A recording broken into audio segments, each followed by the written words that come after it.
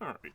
Sorry I did not stream last night. I had a severe headache, and I had the headache from about midway through my workday. And it was just getting worse and worse. Um,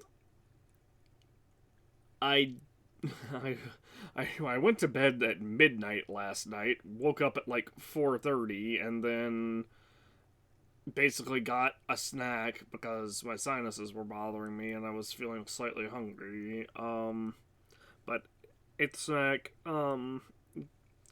cleared, did some blew my nose and kind of cleared my sinuses out a bit. And then I went back to sleep. Eventually fell back asleep, and then I got and the next time I woke up, it was like 4:30 this afternoon. So that to tell you how my day is going. I still have a bit of a headache, but I'm just gonna try to endure for now. There we go. I was gonna say it's under the T's. Unfortunately, there's so many games that start with with the letter T because it's stuff like The Witcher, the Telltale's The Walking Dead, the Wolf Among Us. I saw, and obviously the Great Ace Attorney Chronicles, The Evil Within, The Evil Within 2, etc.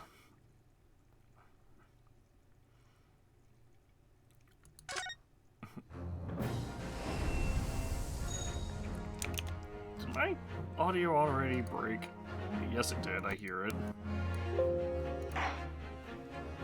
Alright, so, it's been a while. To recap, Saseki basically was accused of murder again, or poisoning a guy called William Shanspeare. Shanspeare survived the poisoning, and then named Saseki as the one that tried to poison him. So, not really sure what that's about. It's definitely not true, but, yeah, we'll see what ends up happening. Okay, we're in part 1 of the trial. I didn't realize our investigation had concluded. I thought we still had, I thought we may have, another day of investigating to do, because I thought we might have had another day of investigating to do, because we got a lot of evidence, but we'll see. 22nd February, 9:23 a.m. The Old Bailey Defendant's Antechamber. I want to check my court record. We do not have much, do we? Someone could not be located. No tearing inside Mr. Natsume's cup.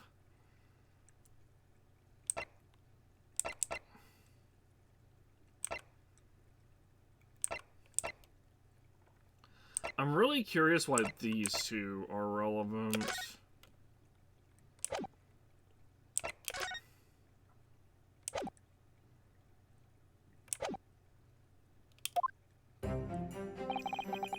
The Old Bailey. This place always makes me feel strange. I seem to get chills down my spine and break out in a nervous sweat all at the same time. Well, I don't think I'd be back here so soon. That's my line! Good morning! Good morning, Mr. Natsume. It was only 2 days ago that I was declared not guilty here. Yeah, so somehow managed to prove he didn't stab Miss Green in the back. But now this! Another morning, another murder, and here I am in this hellhole! And it's not a murderer because he survived the intended poisoning, so like I said, good news is at least it's only technically attempted murder. Can't keep going to court! I'm beginning to think he's right. Well, it does seem as though he's cursed. Mr. Naruhodo, I'm afraid I have bad news. Oh! Mr. Natsume, good morning. Pardon me for the voice cracking there. Yes, good morning. So, here we are again. Yes, again.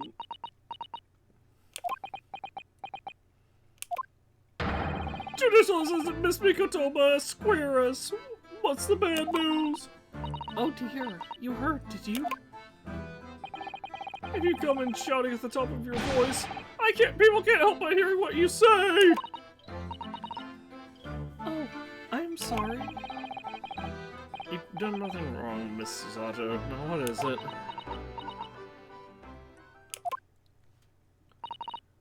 Well, it seems that the prosecution in today's trial will be led by Lord Baroque Van Zeeks. Baroque? Is that not the same Van Zeeks? Van Zeeks? Ah! Oh no, oh no, no!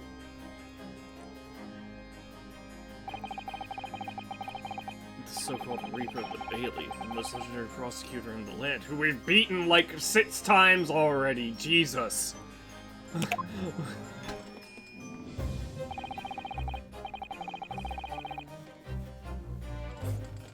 In the trial 2 days ago, he pursued Saseki-san and I relentlessly. Of course, with the skin of our teeth, we managed to pull through, but still.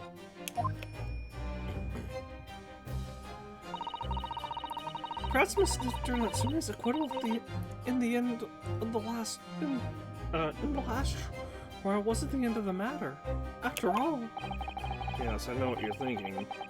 Legend of the Reaper that says nothing can save a person in the dock when Lord Van Zeeks is the prosecutor. Oh no! That even if a person is found not guilty, the accused will meet a mysterious end one way or another. I mean, we say that, but remember, this entire case is a flashback. We have seen Soseki in the modern time, like in the present day through Susato, during Susato, or the trial that Susato did as part of the tutorial. Now we're in a flashback. We've experienced it firsthand. The man who successfully defended it met the most terrifying end after his acquittal right here in the Old Bailey. Yeah, but that was proven to be a murder by the part of the I think it was Ashley Milverton. I don't remember what it was. Ashley G. I don't remember what the G was supposed to be, or what the G what the initial G was, but that was proven to be him. He even confessed to it, and we know this. Oh wait, no, we don't know this because this is before that happened. In terms of the timeline of the game. Do I have to put up with those ice-cold ice pouring into my soul again? Cursed by evil spirits and now by the Reaper. Petrifying perils, potentially. Well, if it's potentially, at least you appear to have hope, Mr. Natsume. Welcome, Mr. Naruhodo Esquire. Yes? I'm innocent. You have to believe me.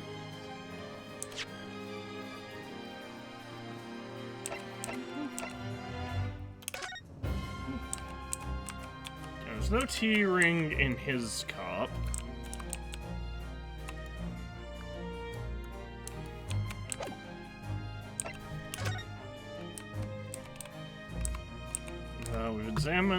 We've examined everything. I think. What the, huh? Oh. What is it, Mr. Naruhodo? This bar of soap. When I first found it, I could have sworn there was some sort of round disc in this depression just here. A reddish one. Yes, you're right. I remember it too. But now the depression is completely empty. Where could the disc have gone? The little reddish medallion from the center has mysteriously vanished.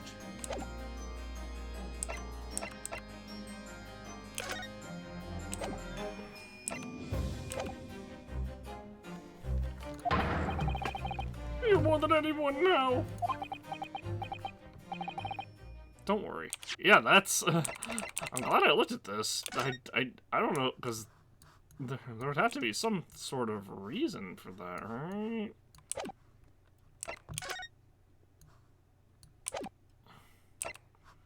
The little reddish medallion from the center has mysteriously vanished. Don't worry, I'll be your steadfast ally every step of the way in this battle. I promise. And this promises to be a hard battle, I fear. Not with the power of saves coming. Well, the trial is scheduled to begin shortly. We should move into the courtroom. Let's go. Oh yes, I forgot to say. I'm afraid he won't be able to make it, Mr. Sholmes, I mean. That's probably for the best. Oh? If he were here, I might be tempted to rely on his help. And that can be seen as a weakness. If Lord Van Zees were to notice, he'd prey on it mercilessly. At least, that's my gut feeling. Mr. Naruhodo. You're right. Yes, you're so right. Oh, well said, local student Mr. Naruhodo, Esquire. Well said. Swear on the sword at my side and on the spirit of Kazuma that it harbors. I'll show him what a Japanese lawyer can do. I'll set you free with honor. Oh, yes!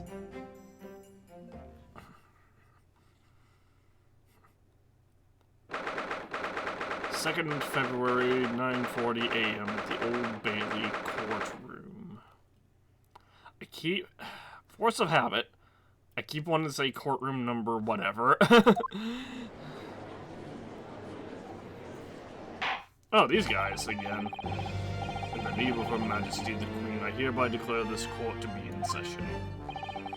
I now call upon the counsels for the prosecution and defense to declare their willingness to proceed.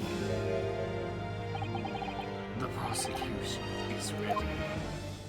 The defense is ready, my lord. Readiness for the trial, my learned Nipponese friend, is not what the defense needs. What you need is readiness for your inevitable defeat. It's not just in my imagination, it's really there. Lord Van Zees has such an animosity towards the best Japanese for some reason. Yeah, I thought that was supposed to be sarcastic. Like I picked up on that in a little. It took a little bit in the last game. I think we were at at the 4th trial before I picked it up. But yeah, I thought that her whole learned Nipponese friend was supposed to be like a sarcastic stick thing.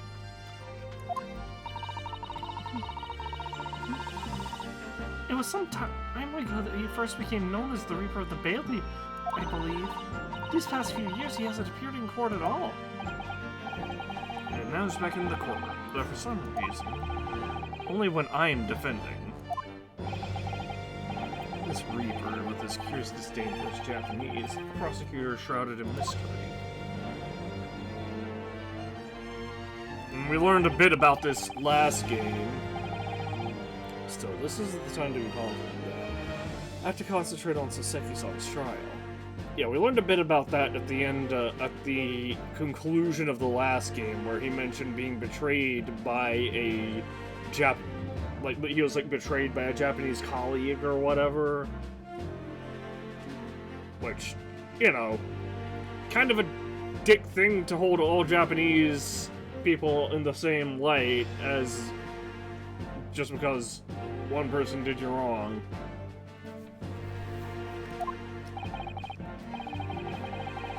This is very racist, but that's the overall theme of this game for some reason. Furthermore, I call upon the 6 ladies and gentlemen of the jury. You have been chosen at random to represent the will of the people in this trial. Are you ready to fulfill your duty? Absolutely. I had a feeling this Larkin wasn't innocent before. But these are the same ones from... They are! These are the same ones from the first trial of Saseki. I must say that I feel especially ruthless on days when my hat refuses to sit right. Oh, well, I like how you're wearing your hat. I think the ruthless look is very fetching, actually. Oh, this lady's new. I need to be somewhere at 10 o'clock. I have a very important meeting. Let's make this quick. I couldn't agree more. I need to go buy Bob tonight, or the missus will go through the roof. Oh, may the Lord show us all the light here and lead this flock to a righteous verdict. The British jury system is so very different to our own, isn't it? It's quite extraordinary to think that the power of judgment is in the hands of 6 members of the public, and that the judge can only pass sentence when all jurors are in agreement about the defendant's guilt. 6 citizens of London chosen at random, or at least that's the idea. And yet all 5 of these guys, and yet 5 of the 6 of these guys were the jurors of the trial 2 days ago. The prosecution would draw attention to the fact that the accused was on trial here, but 2 days ago.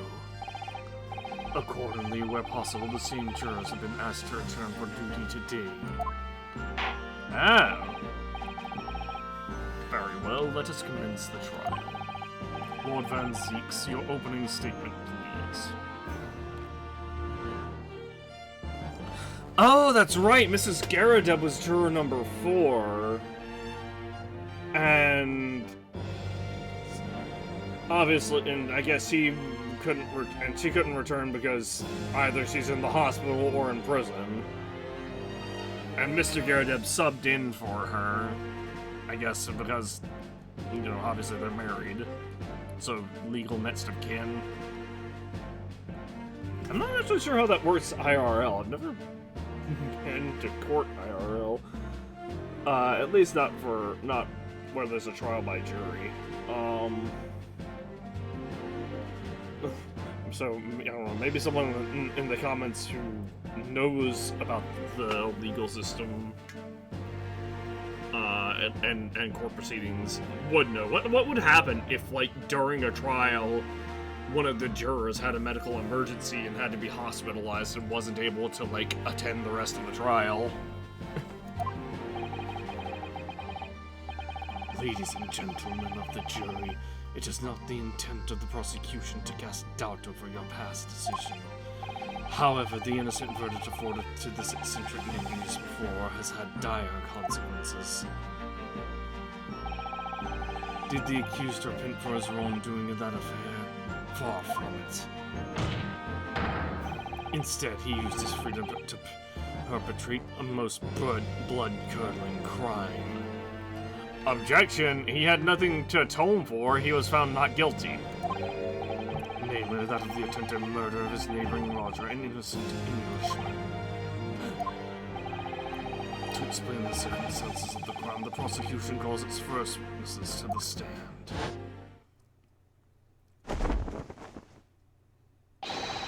The detective responsible for investigating the scene, and the accused himself.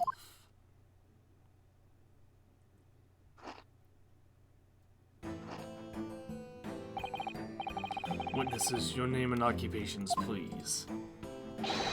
Yes, sir. Tobias Gregson, Detective Inspector at Scotland Yard's Homicide Division.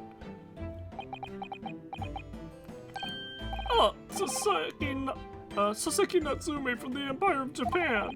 My government ordered me to come here as a student to study your language and culture. Mr. Natsume. Yes, my lord, sir. I'm quite sure I'm not mistaken that you swore an oath never to set foot in my courtroom again. I remember it as if it were yesterday, because it was actually only 2 days, even though it was actually 2 days ago. The day before, in fact, my lord, but close enough. Oh, believe me, this is the last place I want to be. Inspector, let's hear from you first. Explain the case for the court. Right you are, sir. The incident occurred on the Garrett household, where the defendant had his lodgings. In the ground floor of the victim, Mr. William Shakespeare, the defendant already admitted to visiting the victim on the night in question. Mr. Shakespeare collapsed in his room as a result of poisoning by strychnine. I don't know what strychnine is. He was found the following morning when the landlord, suspecting something was wrong, broke down the door.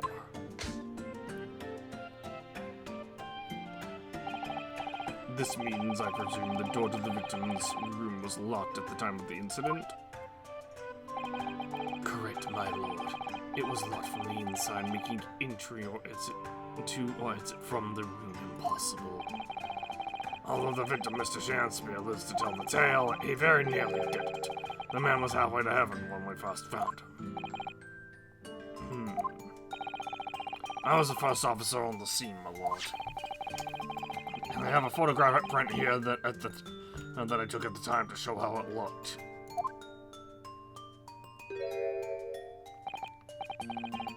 Yes, a chilling scene indeed. The man looks very much deceased.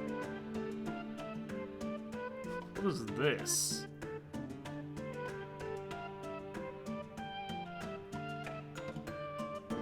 There's some kind of... Is that... There's a tea kettle on this furnace. It looks like tea on the floor here. That's right. Everyone present believed that's exactly what he was. Very well. I shall accept this photographic print as evidence for the court. Oh, it hasn't actually been given to us yet. Crime scene photograph has been entered into the court record. Now then, Mr. Natsume. Hold on. I had to look at this.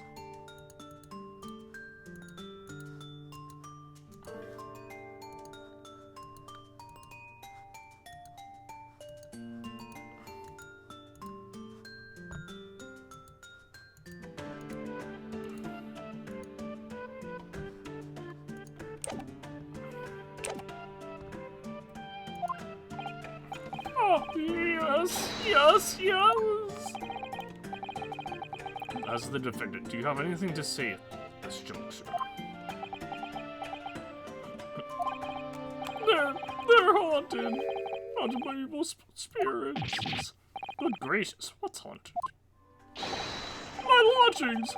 There's been a whole series of strange happenings in my lodgings. Before me died in mysterious circumstances. A woman was stabbed by no one on the street outside.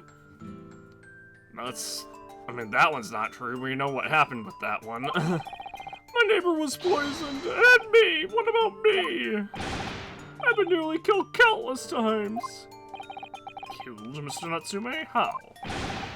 Even on that fateful night it happened when I returned from Mr. Shakespeare's room, out my gas stove and climbed into bed, but before long, the stove went out, and somebody tried to kill me! You must always extinguish all fires before retiring for the night, Mr. Natsume. But it's so cold, my runny nose would freeze. The point is, I didn't poison my neighbor. Oh, what am I being accused? Why am I being accused of this? Why is my existence so cursed? Thank you, witnesses. I believe I have a reasonably clear picture of events. If I could raise one more point, my lord. One more conclusive point. Conclusive? Go on. Fortunately, the victim, Mr. Shakespeare, has regained consciousness after his ordeal. He has named the true culprit. The poison consumed by the victim was administered in a cup of tea that he drank on the night in question. Tea, my lord, that was was brought to the victim's room by the accused. The accused? Good grief! Ordar! Ordar! Yes, that's the crux of this whole case. If Soseki-san is innocent, then why? Why is the victim accused him? Well, Mr. Natsume, what have you to say to this accusation? That evening, yes, I did take some freshly brewed tea with me when I visited Mr. Shamster's room as a gift. The public water pump outside always freezes at night, so I bought bottled water to make, especially to make it. And this is the result. I will never touch tea again. Never! The public pump was frozen, you say? That's not information we've heard before. That will do. Thank you. Now, according to our laws, the defense must have the opportunity to cross-examine witnesses at least once. Therefore, I call upon those witnesses now for formal testimony. I presume the prosecution has no objection? None whatsoever, my lord. Gotta be sure my phone is muted. Good. Then you will give your account of events on the night in question to the court. Yes, my lord!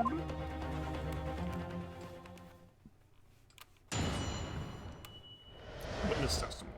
The catastrophic night. It was around 9 o'clock that evening when I visited my neighbor and I took some tea with me as a gift. We had a heated literary debate over a nice hot drink, after which I went back to my room at around 11. My tea was completely harmless. He couldn't have locked the door behind me otherwise, could he? Stretch 9 tea takes some time to have an effect on the body. People don't keel over immediately after taking it. The victim would have been perfectly able to lock the door after his guest left. The argument still stands. But Soseki drank his tea really fast. Which means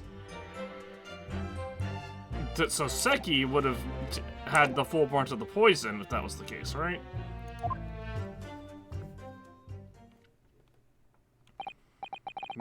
Yes, I see. It all seems relatively straightforward. Like, that's the big thing that they're... I guess the crux of the matter, I guess the idea is that they're trying to say, oh, maybe he brought down 2 cups along with 3 books somehow, fucking fucking juggling them down the stairs or some shit. 3 flights of stairs, or well, 2 flights of stairs, I believe, mind you, because remember, this is England, so there's the ground floor, then the first floor, then the second floor, then Mr. Garadub's lodgings. If I'm remembering the layout of the building correctly. So ground floor, then Shamspeare's room, the floor that Shamspeare stays on is the first floor. Then the second floor in where Soseki stays, and then the Garadub household, or where the Garadub's room on the third third floor for the UK, but it would be the 4th floor for the US. Again, that's assuming I'm remembering the building layout correctly. I could be mistaken. There could only be 3 floors.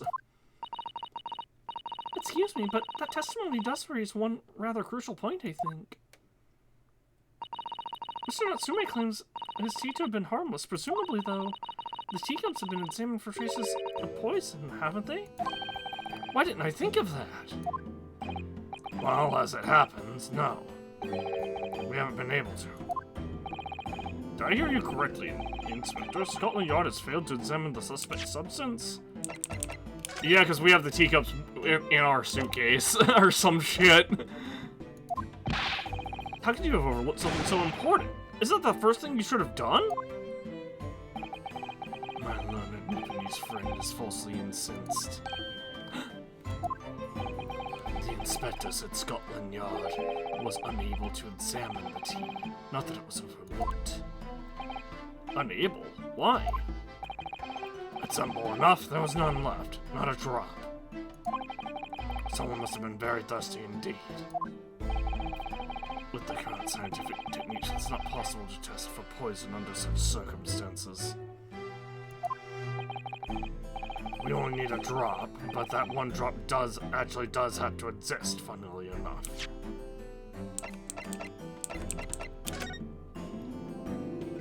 Is that what this stain is about?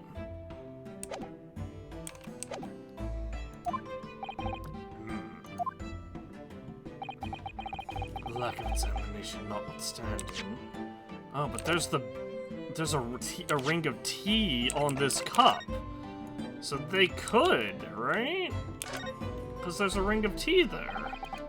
Must be the top. Stained on the inside. Tea does that. Even green. Never notice. It smells hot.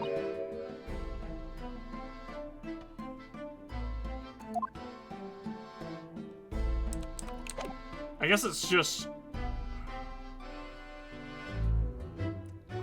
I guess if it's just a stain, it may not be enough, right?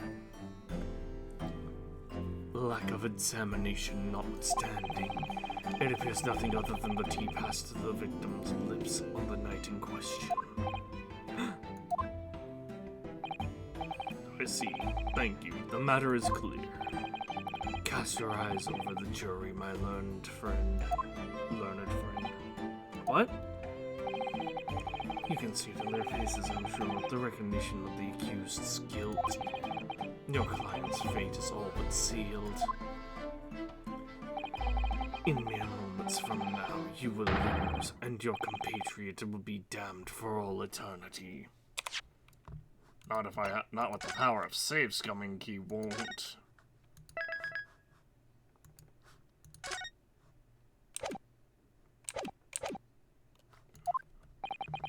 He's right.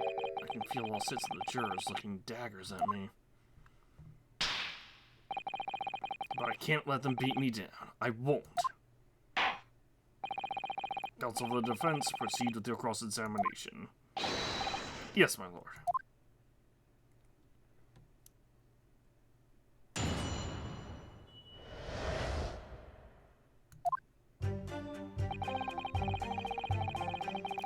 Thought that evening Hold it! was a gift. Were you and your neighbor good friends then? No, we weren't friends. Not at all, not at all. Never, ever. A simple no would have sufficed. Then, why did you decide to pay him a visit? Mr. Shakespeare fancies himself as having great literary knowledge. As a fellow scholar of English literature, we find much to talk about together. Come now, no Nipponese can understand the finer points of English literature. Racist! And on the night in question, that was the topic of conversation as well, I presume. It was the day of my last trial when I was acquitted, just arrived back at my lodgings. When I ran into Mr. Shakespeare outside on the street, that was around 6 o'clock. We exchanged one or two pleasantries, but it soon turned into a heated discussion. He was on his way out at the time, though, so I promised to visit his room that evening at 9 to continue our debate. But did I have ill intentions? No, not one, not two, not any! Not at all! Never ever! A simple no would have sufficed, I feel. And tell the court what did happen when you visited the victim's room.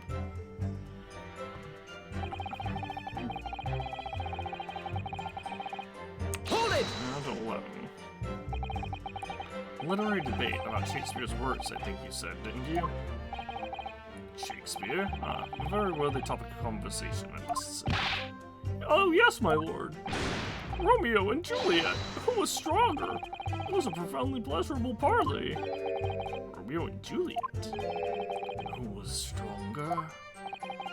I don't regret asking this, but how did the debate go? Well, we both agree that we will reach a conclusion more quickly with a reenactment.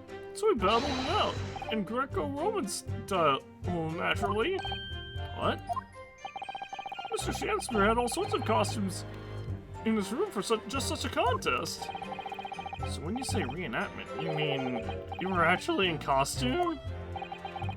He is Romeo, I is Juliet. After a vigorous wild tussle, I as Juliet came out on top. A victory I'll cherish forever! I dare not imagine the terrible scene of carnage.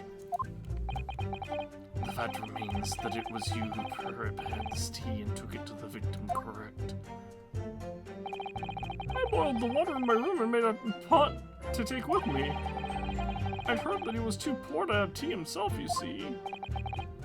It's true, there's no sign of any tea leaves in the man's room. I wanted to do something nice, and to be friendly. So why is everyone looking at me with such suspicion? My tea was harmless, of course it was! Do you have any basis for that statement, witness? They drank from the same teapot.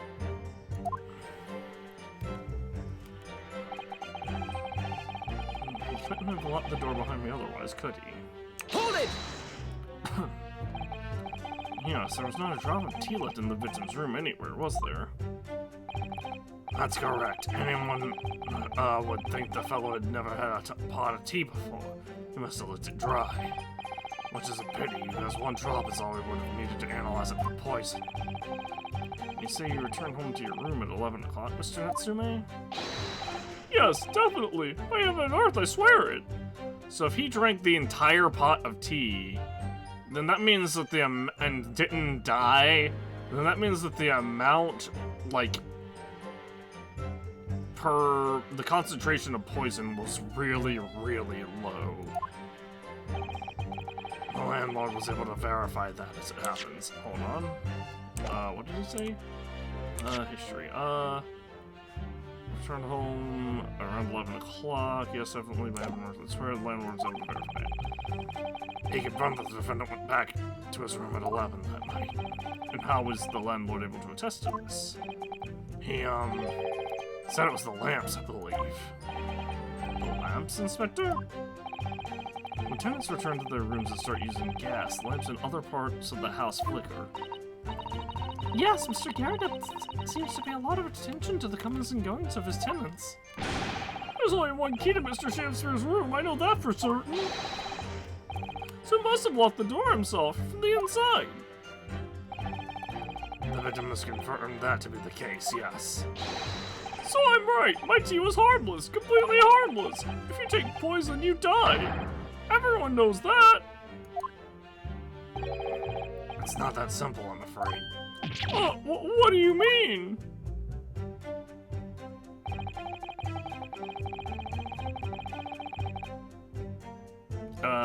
It's just not...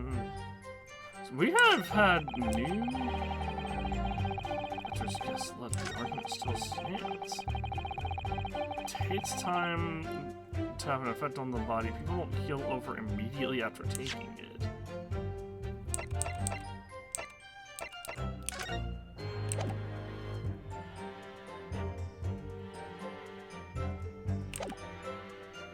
Hold it!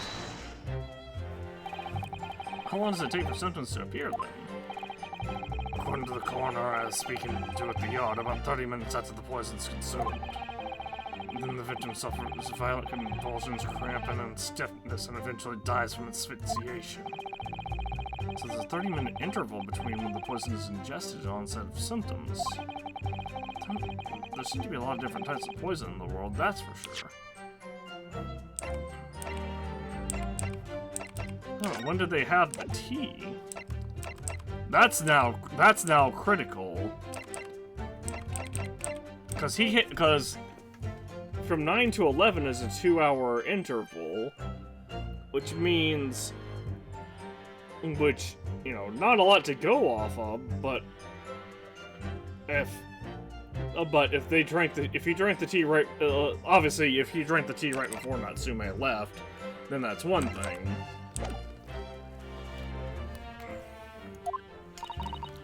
Oh dear, death by poisoning again. It's always so awful. Wait.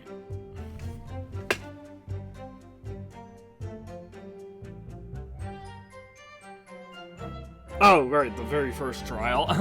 I was trying to think of who was... wait, I was like, who died by poisoning before this? It was, 13 minutes is a long time. And it was John H. Wilson? The victim in the very first trial in the first game. It's certainly long enough for the victim to have locked the door behind the accused after he left. Can't deny that. Not for the degree of Soseki-san's alibi. I had the medical report from the doctor who examined the victim here, my lord. It spells it out, really. The accused is the only person who could have done it. Very well, the court will add this report to the court record as evidence. Oh! That's important! Oh yes, I see it here. Delayed onset of symptoms. Delayed onset of symptoms. Transfer, cause of coma, ingestion of small quantity of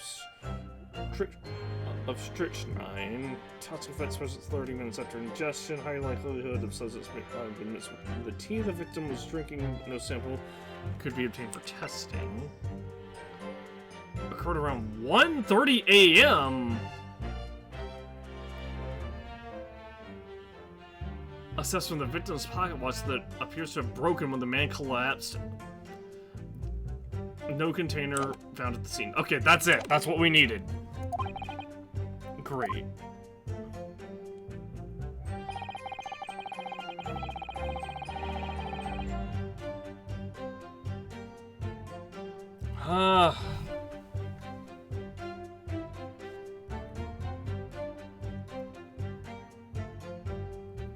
He would have been able to lock the door after the guest left.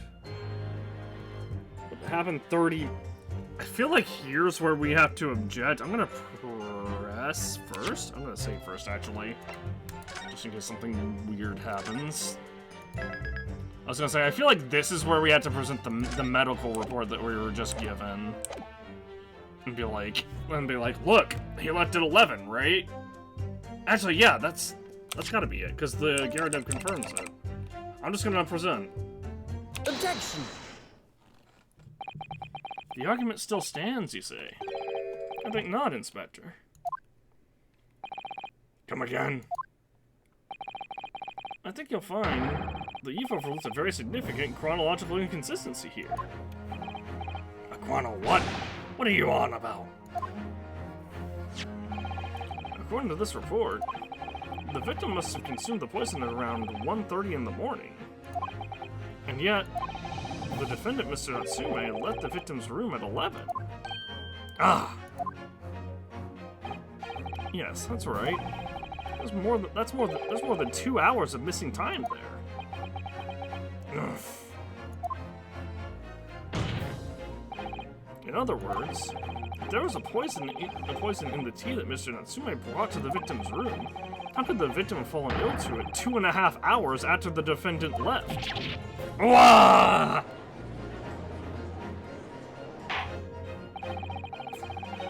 The defense's argument is entirely reasonable. How do you respond, Lord Van Zieks?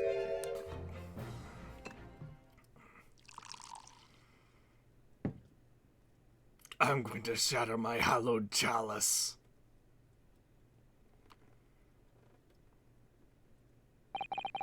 Pray forgive the discourtesy if my mind has wandered. I was considering what cuisine would be best complement the contents of my hallowed chalice this luncheon.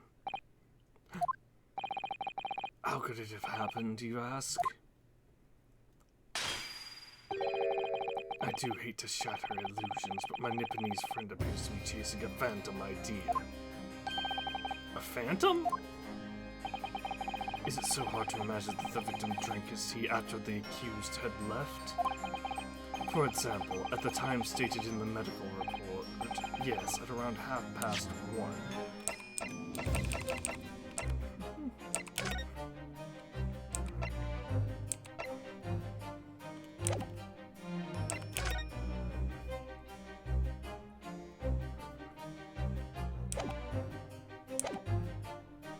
Objection!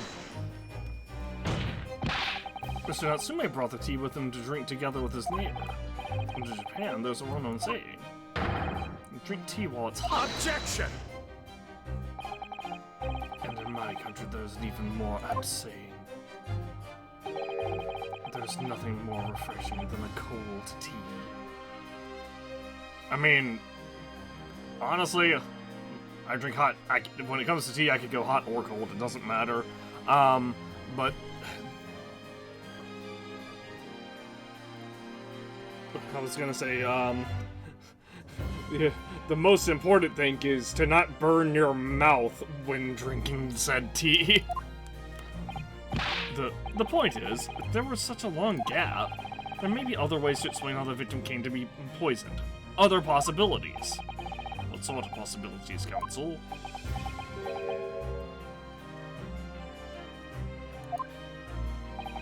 Well, for example, the man could have had another visitor. Not possible. Another visitor? That's a very bold assertion, my learned friend. From someone who has nothing to substantiate it.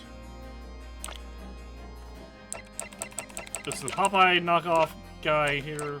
No, it's not.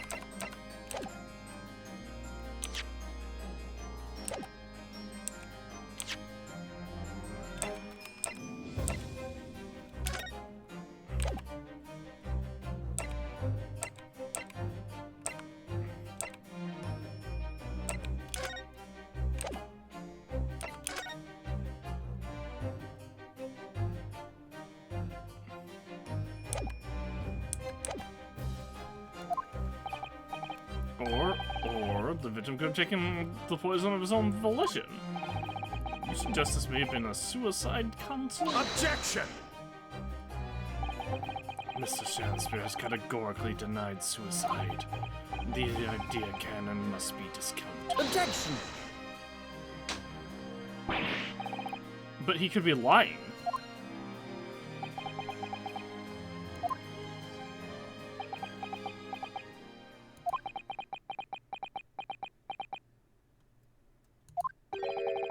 Is something wrong, Lord Van Zeeks? I was listening to the sound of the carriage pulling up to outside the courtroom. Pray forgive the discourtesy. Carriage? What carriage? It's bringing in the victim, right? It's bringing in Mr. Shansbury as a witness, right? It would seem that the key player in this case has just arrived.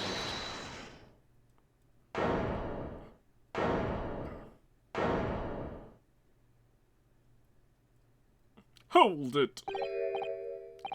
Out, brief candle, left but a walking shadow. As a poor player that struts and frets his hour upon the stage, and then is heard no more.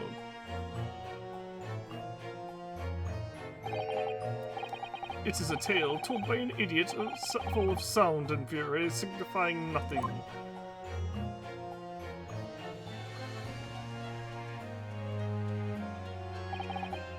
Who, sir, are you? William Shakespeare, my lord. Alas, 'twas I undone by these bitter events. I am the victim. What's he doing here?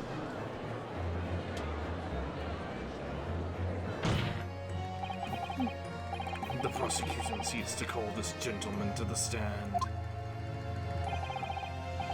With his testimony, my learned friend's futile resistance will be utterly crushed. You're calling him as a witness? They're pulling an Uno reverse. I call my first witness the victim. Very well, counsel. I grant your request with interest. I'm curious to discover what the court shall hear from the victim himself.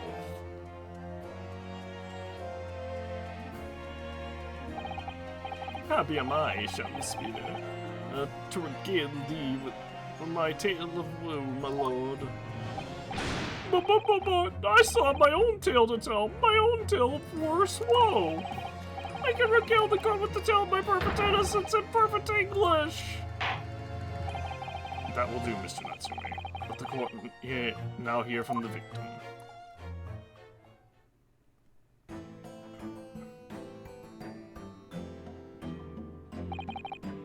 right? So that's Mr. Shanspear. And the Popeye-looking guy, the Popeye knockoff. Pull me down.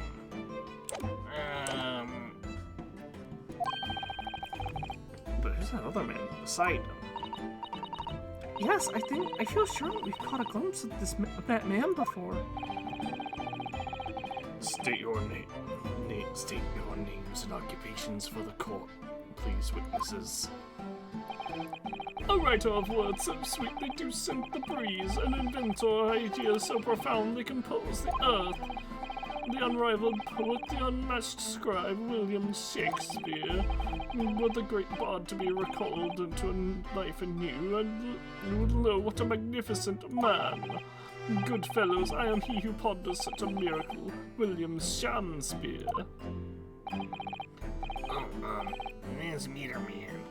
Andrew B. Meter Man.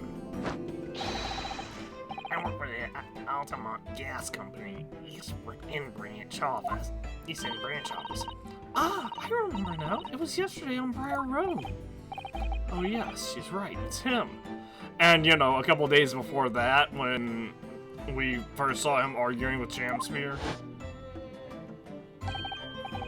Oh? What's this? What's that man doing over there? It looks like he's trying to see into Soseki-san's lodges. Is something wrong, Shinohara? Excuse me, can we have a word?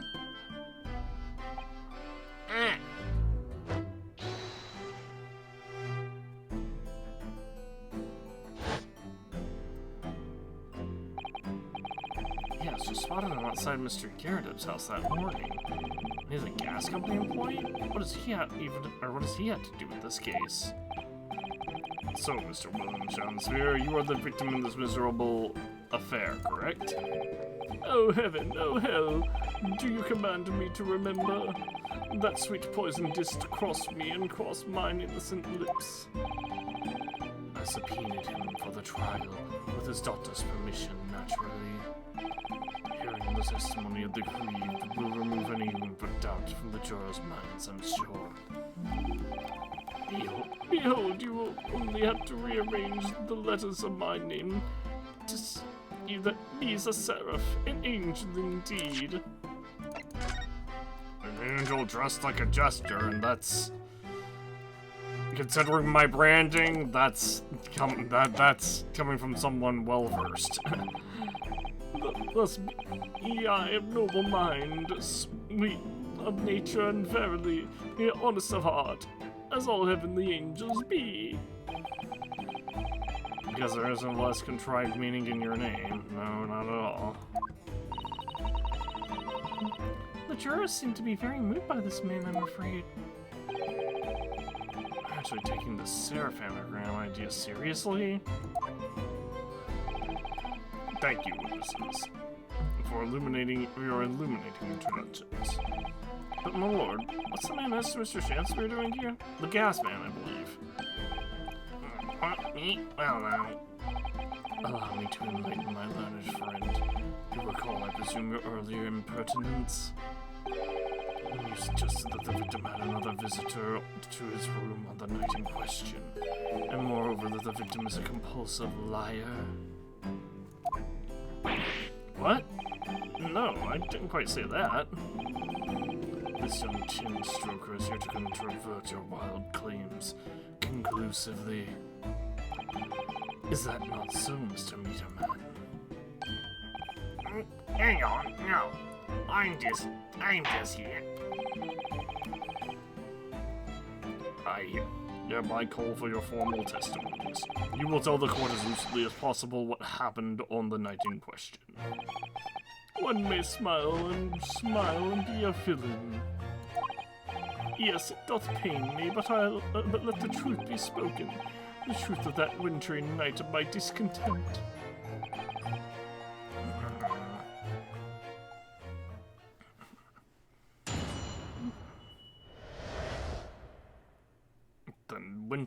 night of my discontent.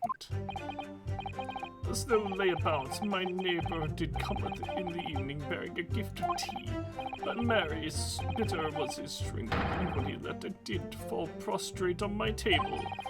'Twas the tea alone that did pass my lips that late hour, not else. I was outside the boat's window in the freezing cold all night, keeping an eye on his room. No one else visited his room but that short little, black, round-backed Eastern fella. You were looking into a bricked-up room?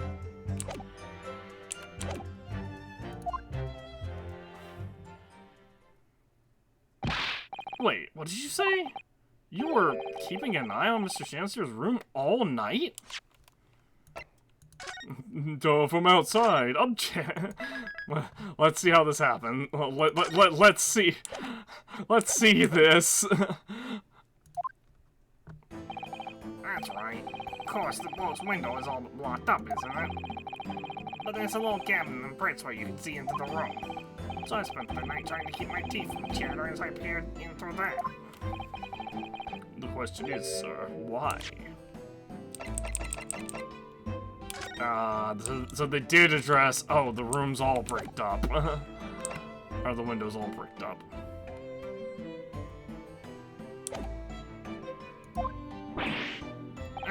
Well now, that's because he's on my list.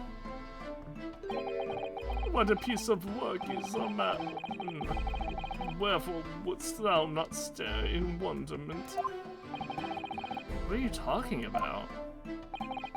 This buzzing busybody hath not part in this play. I pray thee, pay him no heed, and make no more ado about his tedious words. What do you say about me? Calm yourself. This court is concerned with what happened on the night in question. Nothing more. Indeed, that is so. And as the testimony we have just heard clearly reveals, there was no one other than the accused present at the time who could have carried out this crime.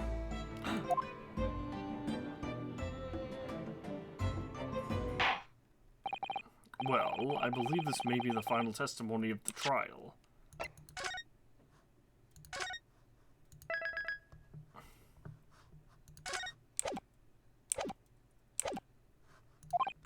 Now, counsel, the defense may proceed with the cross-examination. Yes, my lord.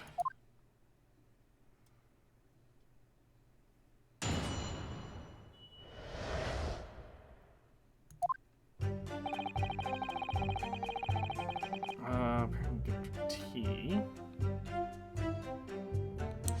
I want to look at my stuff again. No way this is the last cross-examination.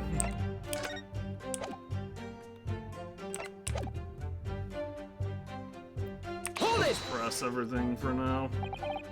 To be clear, by neighbor, you're referring to the defendant, Mr. Natsume? Oh, indeed, sire. Perchance thou wouldst that I call him when I come upstairs? And at what time did the mustachioed Nipponese visit you in your room? Our meeting was promised for the hour of 9, and lo, did he come to tender a gift of fragrant tea. Interesting. I'm not able to do the shift over to a different person and judge their reactions here. Excuse me. I think we were able to do that before. I know that was in the last game, but we may not be able to do it right now or something. Details which are in accordance with the defendant's own testimony, yes. What I mean is I think we were able to do it in the first trial. And we were embroiled in such a literary debate as history I have not seen before. Actually, no, there was only one witness in the first trial, right? No, there wasn't. By which I presume he means... There's discussion about who is the stronger Romeo or Juliet. I, Shakespeare, did play the part of young Romeo, whilst my dear neighbor played the fair Juliet. Each of us dressed as our characters would be to bring weight upon our merry experiment. I dare not imagine the scene. Frailty, thy name is woman. Canst thou imagine how dismayed I was? Yes, I had heard of the Eastern art of Jiu-Jitsu, but ne'er did I dream 'twould be a skill practiced by the comely maiden. Should that be Romeo up? This is not helping her case. I believe the court has heard enough about your earth-shattering literary debate. Perhaps you could reiterate your statement about the teeth that the accused brought to your room. My liege, I am thy servant. Gladly I would do thy bidding.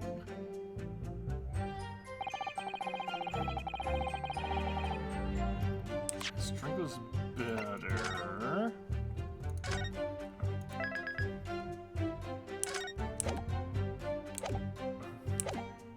Hold it!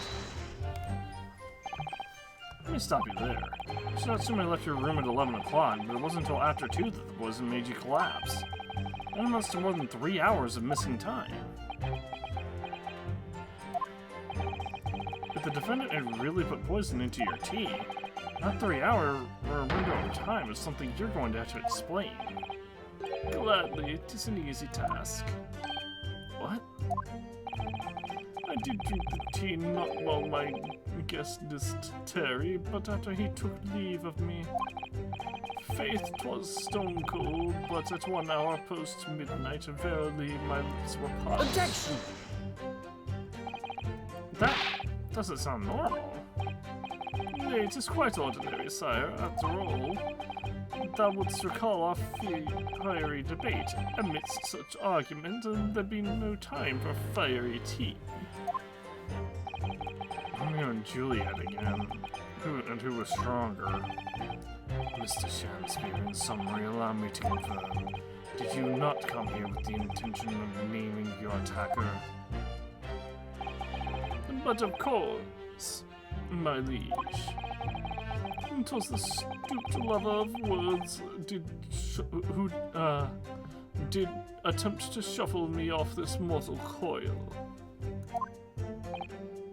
I saw something move.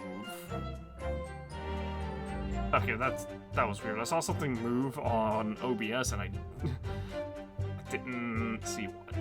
I didn't see what it was. But everything looks normal, so we all know what that means.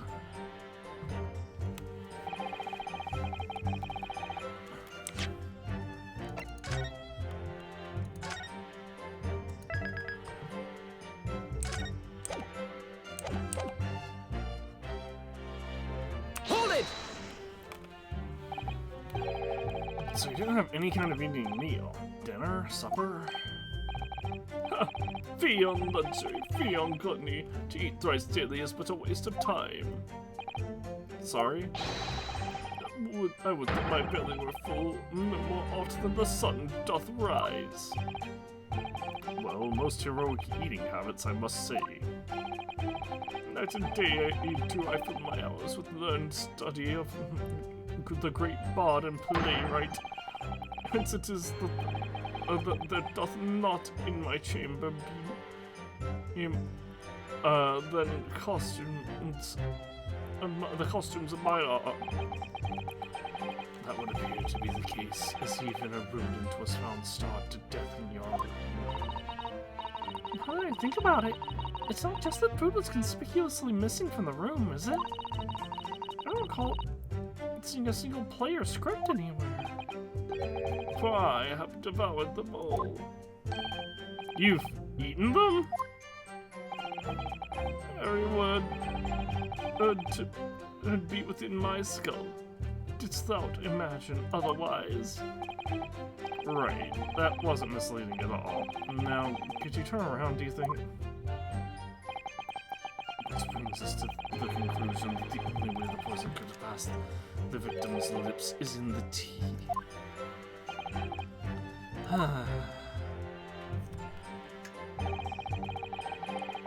outside, keeping an eye on the room. So, the problem I have with this is he's clearly holding a fork and knife in the picture.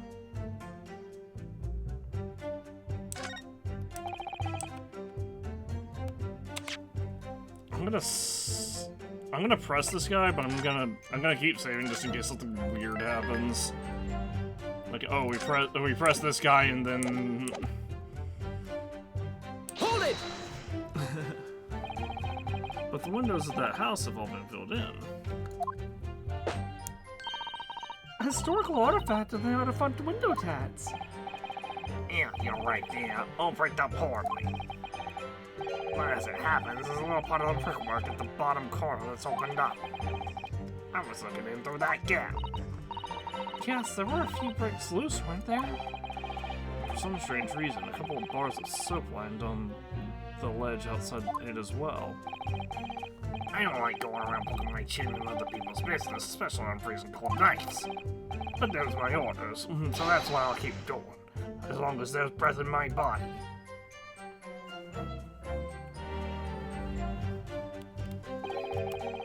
What's with all the theatrics today? Out of interest, Mr. Meterman, after the accused had left and returned to his own lodgings, did you see the victim leave the room at all? No, he never left. He was in that room the whole time, as far as I'm concerned. And we can therefore discount the possibility of suicide. How can you be sure of that? The police carried out a thorough investigation of the scene and found no receptacle for the poison. And since we know the victim didn't leave his room, and hence didn't dispose of the poison's container himself, it's clear that this was no attempted suicide. Only the culprit could have removed the receptacle.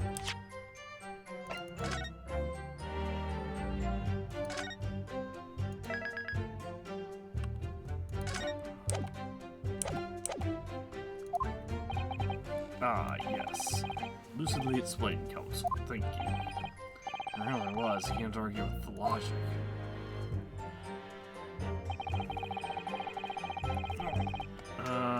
Hold it! Else is in the room.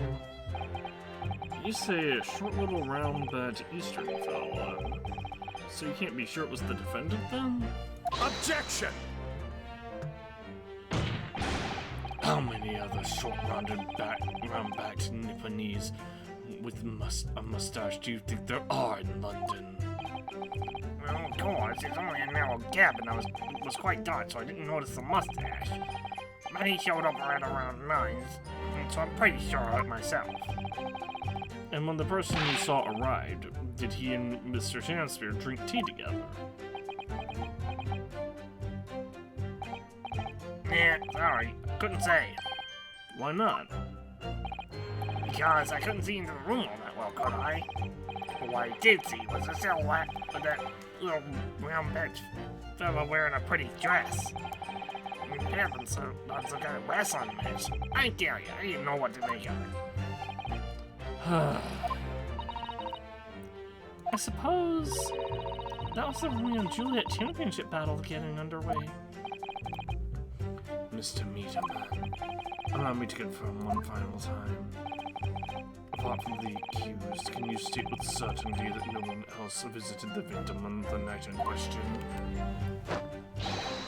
No question. Gas man's on it. Ooh! Hold it! Hold it! My lord! Goodness me, Mr. Foreman? I've kept my mouth shut and listened to now. This has gone on long enough. This has gone on long enough. Are you all with me? Yes! Are we to understand that you, ladies and gentlemen of the jury, are in agreement with one another? Time for the summation examination. That you've reached a unanimous decision. Too right we have. Are you all with me? Yes! Wait, no, the defense is in the middle of a cross-examination. To be honest, I was holding out a bit of hope for you, young man. Especially after you identified those few hours following the accused leaving the victim's room. Yes, the 3 missing hours, as you put it. But in the end, what difference do they make? Not as far as I can see. They could make a lot of difference. You're saying, he's saying 30 minutes is a long time? 3 hours is that 6 times the length? Hang on, I have to do math. Twice, quadruple. Yeah, 6 times that amount of time. And since that's now apparent, there's really no reason to delay our decision any longer. Like I was saying before, if I don't take 5 Bob home with me tonight, the missus will blow her top. What's that? Sorry, I didn't quite catch what you said. Why is he still here? Very well, let the court be apprised of your decisions. Ladies and gentlemen of the jury, you will state your leanings toward, as to the defendant's culpability. Guilty!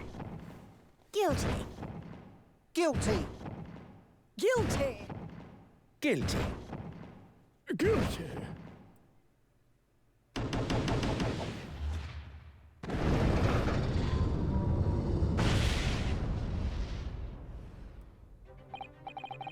All of you? Well, it would appear that the jury is indeed unanimous.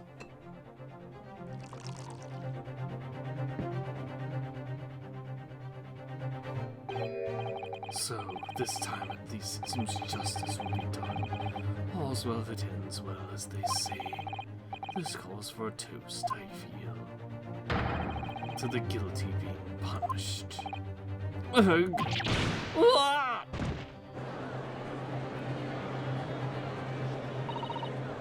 Get up, Mr. Naruto, please! The trial isn't over yet. Well, what do you mean, Mrs. Otto? Have you forgotten already? There's a summation examination mechanic. What about the information I found in this Encyclopedia of British Law I have? That obscure right that belongs to the defense in these situations. Remember? Yeah, they added an entire mechanic for these. An entire new trial portion for these. A summation examination. Yes, that's right. We don't have a jury in Japanese courts, of course.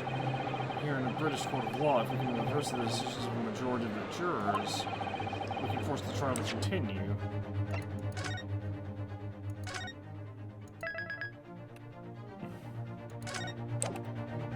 I didn't think they were gonna go into this immediately.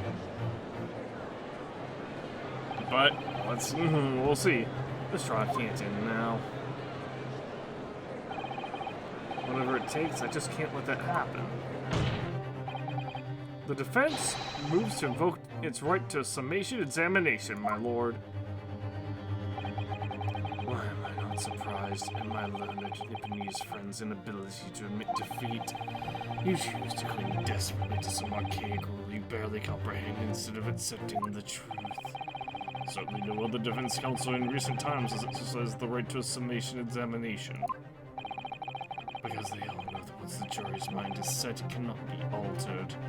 Except for the 17 fucking times we had to do it last game. Nevertheless, the right remains and must be upheld. The defense counsel's request is granted. The court will proceed with the summation examination as outlined in the Encyclopedia of British Law. Thank you, my lord.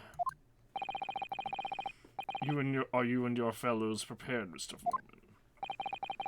Believe me, my lord. We know all about this young lad's tenacity. And we're ready for it. Very well. In that case, ladies and gentlemen of the jury, I hereby call upon each of you to state the grounds upon which you find the defendant guilty of the crime for which he stands accused.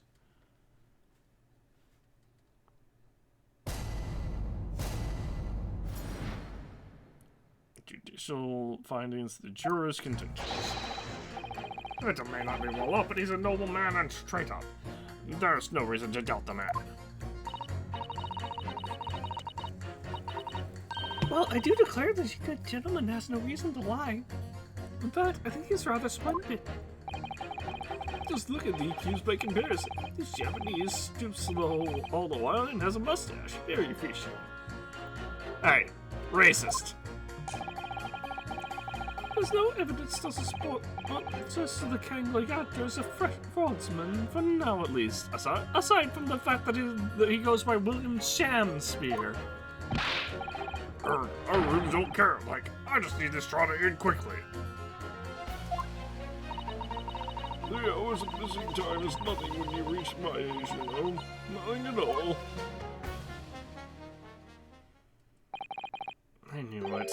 Every single one of them seems completely convinced. It would seem that all the jurors have come to the conclusion that Mr. Shamspear is a fine, upstanding, honest citizen. If you ask me, they've all been bewitched by his strange theatrical movements. And sadly, nothing Mr. Natsumi has said appears to have registered at all. Oh, here goes. And let's not forget, I pleaded with the jury on Soseki-san's behalf before, and it worked. So you never know. Excuse me. Before we begin, it might be a good idea for me to remind you exactly how summation examination works, Mr. Naruhodo. Oh. Well, you're still very new to British law, after all. That's true, I suppose, and Soseki-san's fate is entirely in my hands now, too. As long as I just might have forgotten some crucial detail, perhaps I should hear Susato-san out. Whether she'll ever help me through it again, or not bother.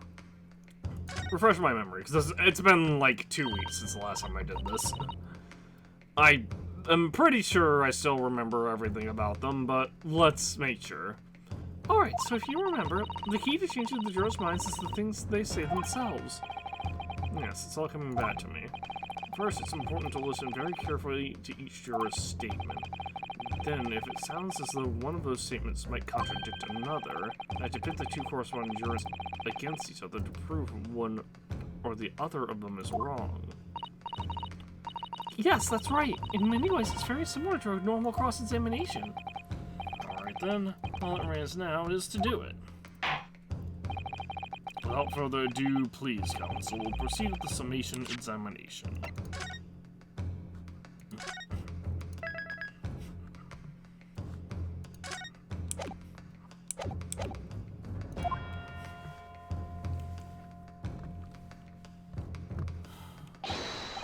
Yes, my lord.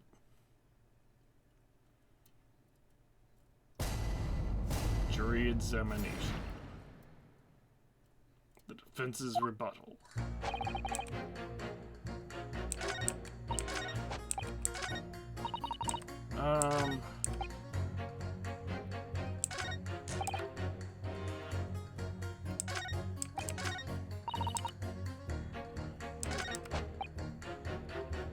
It's not well off. Hold it! Well, there are plenty of people in London who seem noble but poor. Couldn't some of them also be liars? I have no doubt about that. But that cheeky client of yours, for example. Absolutely not. Mr. Natsume is no liar. Look, the point is, the only thing that passed the victim's upset night was the Japanese man's teeth. When you take the gas man's testimony into account as well, the truth couldn't be any clearer. Ah, well, that's alarmingly logical. Let me be frank here, I'm a gentleman with a gentleman's values. And it turns out that old Shakespearean chum is a rotten liar after all. I'd gladly change my decision about the defendant. I'm sure my fellow gentlemen on the jury would do the same, isn't that right? Well, yes, perhaps, though I don't see it happening. Hey, what's that? On the end here, you know, you'll have to speak up. Look, I really don't care about all this nonsense. I just need this trial to be over. How many gentlemen do we actually have on the jury, then? Alright, sir, I may hold you to that. Don't forget what you said.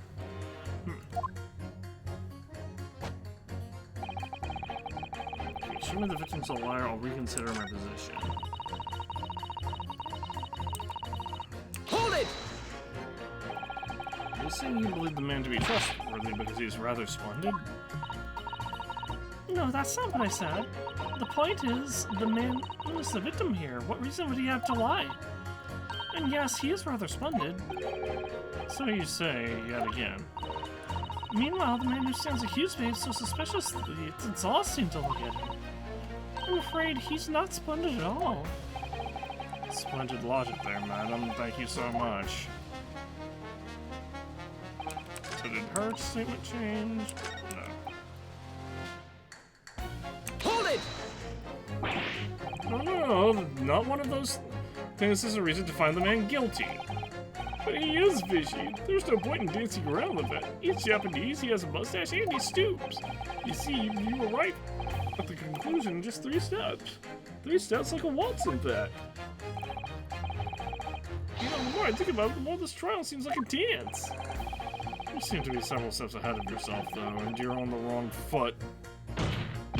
No, there's nothing but circumstantial evidence here. There's no actual proof of the defendant's guilt. The victim's version of events is backed up by what the big-chained man next to him says, isn't it? One, he saw the Japanese man there. 2, he saw no one else. And 3, he saw the Japanese man there. Oh, that's another 3 steps. All this really does seem more and more like a waltz, doesn't it? Right, and the prosecution will waltz its way to victory if I let you speak much more.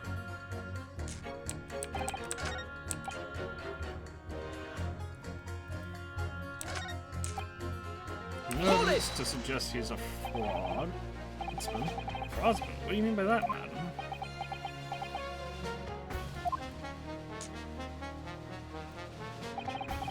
It really is a most tiresome problem for the company, most irritating.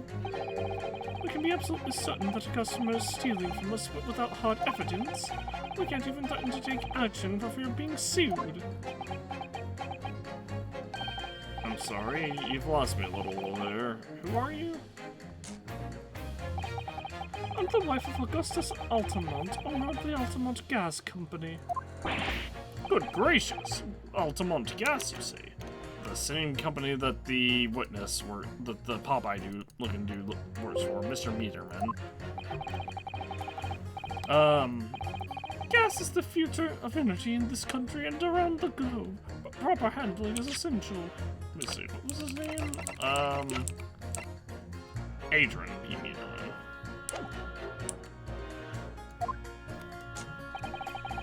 As I'm sure our employee from the Eastern Branch office will be the first to agree. Absolutely, Lady Quimby. Gonna be used properly. Altamont Gas. This is the best in the world, of course.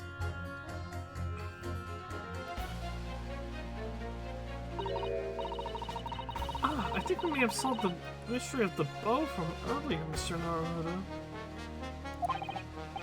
Right, of the bow from earlier. Right, he bowed in deference to his employer's wife, did he? So would I be right in assuming the reason Mr. Meterman was watching what Mr. Shakespeare was up to in his room? I'm afraid that there's no end to the lengths of the population of the East End will go in order to steal our gas.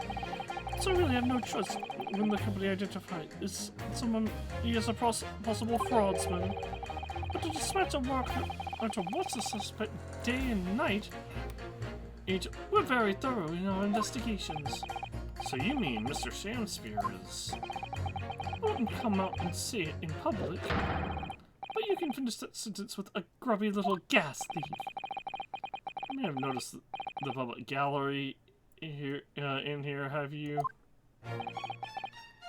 The eye of man hath not heard, the ear of man hath not seen. Faith, wouldst thou wound me with thy words, were I to let them penetrate the skin? But the seraphs hear not insults, only choirs of angels and songs. We may not have evidence yet, but my workers won't stop buzzing around you until they find it. And when they do, you'll find yourself blasted back to your angelic heights in an Altamont gas explosion. So Mr. Shakespeare's been stealing gas. I wonder, juror number 4, if you wouldn't mind adding that information to your statement? My pleasure. Was it the bit about ripping the thief apart you enjoyed?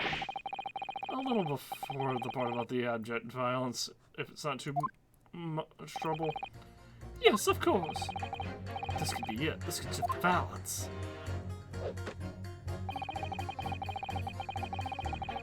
It's a common thief.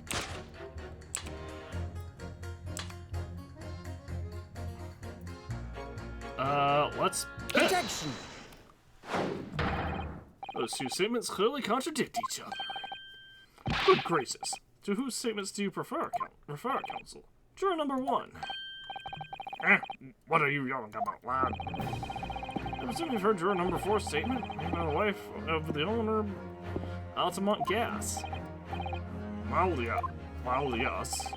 The victim, who you claim to be a noble, straight-up man, in fact turns out to be a common thief. So the good lady says, but there's no evidence, is there? You and I both heard them say as much. It's true, we don't have evidence as such, just yet. But the claims aren't baseless, you know. What? You heard me. Seeing as this operation has already been compromised, I would suggest that the court hears testimony from our Eastern Branch employee over there. I'll do whatever you say, my lady. Gasman's on.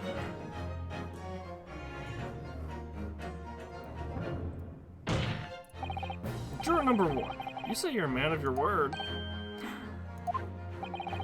If I could show that Mr. Shakespeare was a liar, you assured me that you would reconsider your decision about the defendant's guilt. Yes, I did say that. As a man of honor, I'll hold to it. As I'm sure the other gentlemen of the jury will. Me? Oh, well, yes. Now that we found out the man's a liar, perhaps we ought to consider the matter further. Well, if I'm perfectly honest, I haven't heard half of what you've all been saying. So this means you'll recap a few points that would suit me down to the ground. Oh no, I'm not having any part of this. I want this trial over and done. In that case, I shall change my leaning.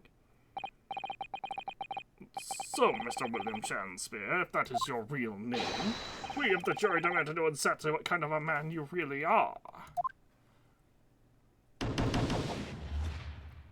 I expected it to be the other lady who was like, oh, he has no reason to lie, and then, oh, he's a gas thief? Well, I guess that's 4 jurors. 4 for not guilty. Nice. I just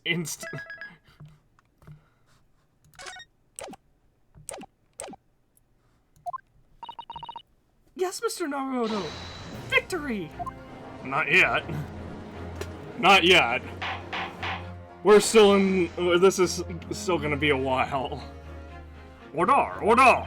Well, this is quite extraordinary, I must say.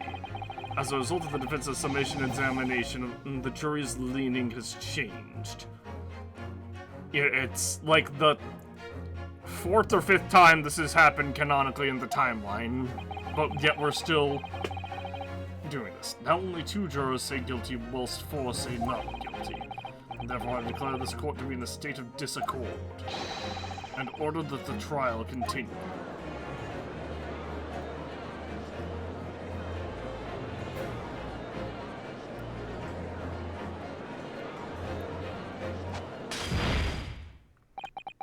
You have spilt oil to the bouquet, Mr. Shakespeare.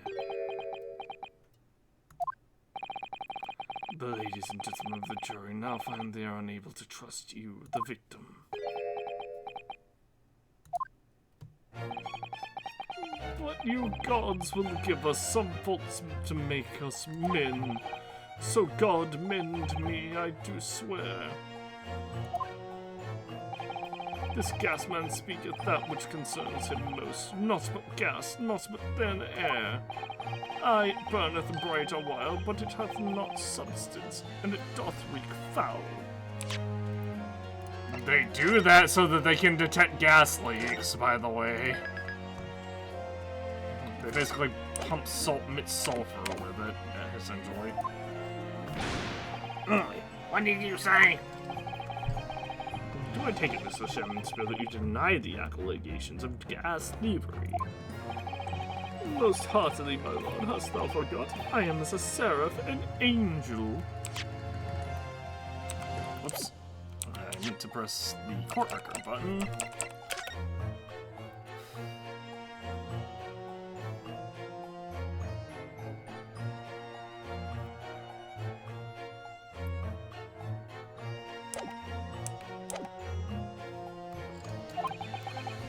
noble of mind, sweet of nature, and verily honest of heart. You flowery-mouthed, pompous beanpole. Just 'cause I haven't got the evidence yet. Mr. Shamspeare, if in fact you are not noble of mind, sweet of nature, or honest of heart, if you are a liar, then your testimony should have no sway in this courtroom.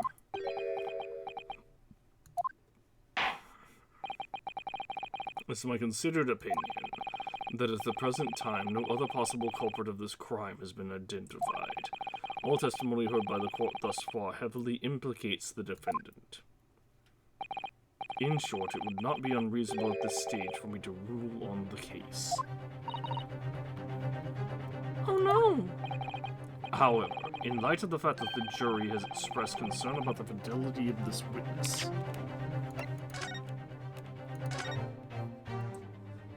I shouldn't be saving over this, but whatever.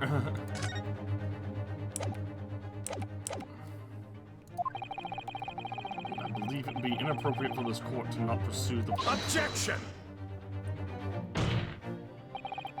I assure you, my lord, that would be a waste of the court's time. The gas in this case are unrelated. Juror number 4. Yes. Didn't you say before that although you had no hard evidence to prove this man's been stealing gas, you have strong grounds for suspecting him? That's right, we do. Don't we, Worker? Absolutely, Lady Quimby. Gasman's honor. Very well, then. We will hear your testimony now. You will tell the court precisely why you believe the victim, Mr. William Shamspeare, has been stealing gas. Yes, my lord, it'll be my pleasure. On the Altamont's name. I swear. If I may, my lord. Go ahead, madam. This worker's testimony may have significant bearing on the good name of my husband's company. Therefore, I should like to take the stand alongside him in a supervisory role, if you wouldn't mind. Oh yeah, sweet as honey. Yeah. Very well. As an exception, I shall honor your request. Thank you, my lord. Can't wait till the boss gives you an earful. Oh, it's gonna sting. You mark my words. So, you will both testify before the court on the subject of the illegal consumption of the Altamont Gas Company's fuel. Yes, is that clear, my good man? There's Altamont gas, my lady, which is the cleanest in the world. Clearest in the world.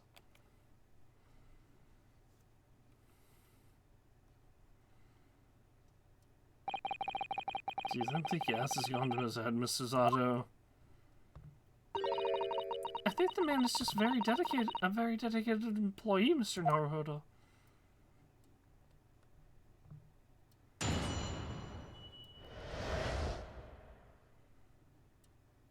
The Altamont Gas Company's investigation. I'm glad to be the company's Eastern in-branch investigator and meter money collection agent. Altamont gas meters accept the through penny bits, each coin giving customers about 2 hours of gorgeous gas. And yet the meter in Mr. Shamspeare's room didn't have a single coin in it. The meter doesn't appear to have been tampered with, though, and the collection agent has the only key. Somehow he's using the flaming gas he wants without paying a penny. That's not even what is.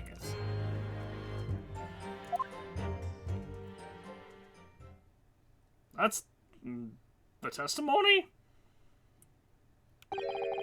Pray forgive the discourtesy. The irrelevance of this testimony caused me to turn my hallowed chalice. What do you mean by that remark, Lord Van Zeeks? Also, let me check the audio real quick. I feel like things broke. Did the mustachioed Nipponese poison the gangly excuse for an actor, or didn't he? That is all that should be that should concern this court, and yet now we must listen to this abhorrence. Clearly what separates the vast British Empire and your eastern nation is nothing more than geographical distance. But But this could turn out to be crucial testimony. The cross-examination must go ahead.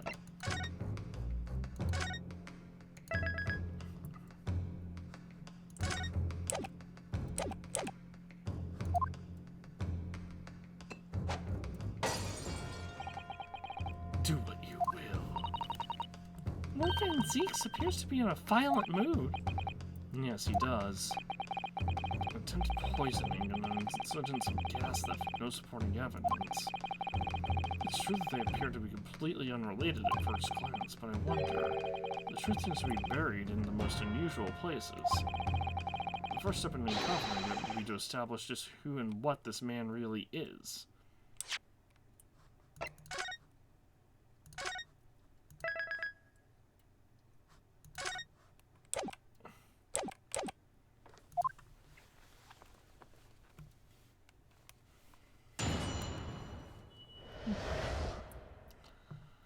Altamont gas company, the investigation, okay.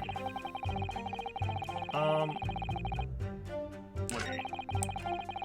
So, 3 penny bits. Reservoirs gas. Didn't have a single coin in it. It doesn't appear to have been tampered with. The collection agent has the only key. Someone has been using the flaming gas. He wants something a penny, if that's not the end of what is. Alright, let's press everything.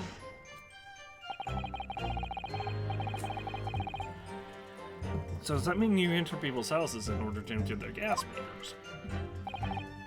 And I do. I have to try to catch people when they're in. Then I ask permission to come inside and do my business. Does that mean you've been into Mr. Natsume's room before, as well as that of Mr. Shamspear? Well now, interesting you should bring that up, because I couldn't believe how little money was in his meter. I mean, how the pair of them survive the winter is beyond me, it really is. Knowing Mr. Natsume, he probably spends all his gas money on books. And then when he's finished reading them, he probably burns them for warmth. You will kindly reiterate your statement about the gas meters themselves, Mr. Meterman. Not much to say, really, but as you wish. So 3 penny bits, each coin giving the customers about 2 hours of gas. So all London houses that have a gas supply are fitted with these gas meters, are they? The latest model, the height of technology, developed by our company, Altamont Gas.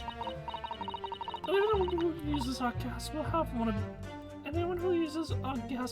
these meters in their property, yes. So if a 3-pence coin gives 2 hours of gas, most people use about 3 coins in a night. A bit more than that, usually. They have both gas lights and a gas stove, that is. Think about it, Sasaki-san doesn't have a fireplace in that room of his, does he? Some people still choose to use candles, of course, and only have gas for heating. Ah, yes, I do remember seeing candles in Mr. Natsume's room, actually. And how does the money in the meter get back to you at the gas company? Every 3 days, gasmen like me visit properties on the gas supply, and empty the meters of coins. I must say, the design and manufacture of the new meter cost the company an awful lot of money. But happily, it did put a stop in people not paying their dues for the most part. Ah, because they had to pay in advance, you mean? Yes, exactly right.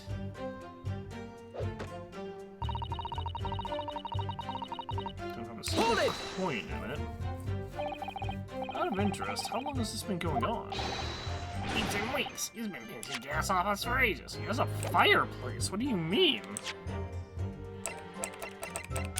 Can I well, I can't show that. Or I can't show it in the picture.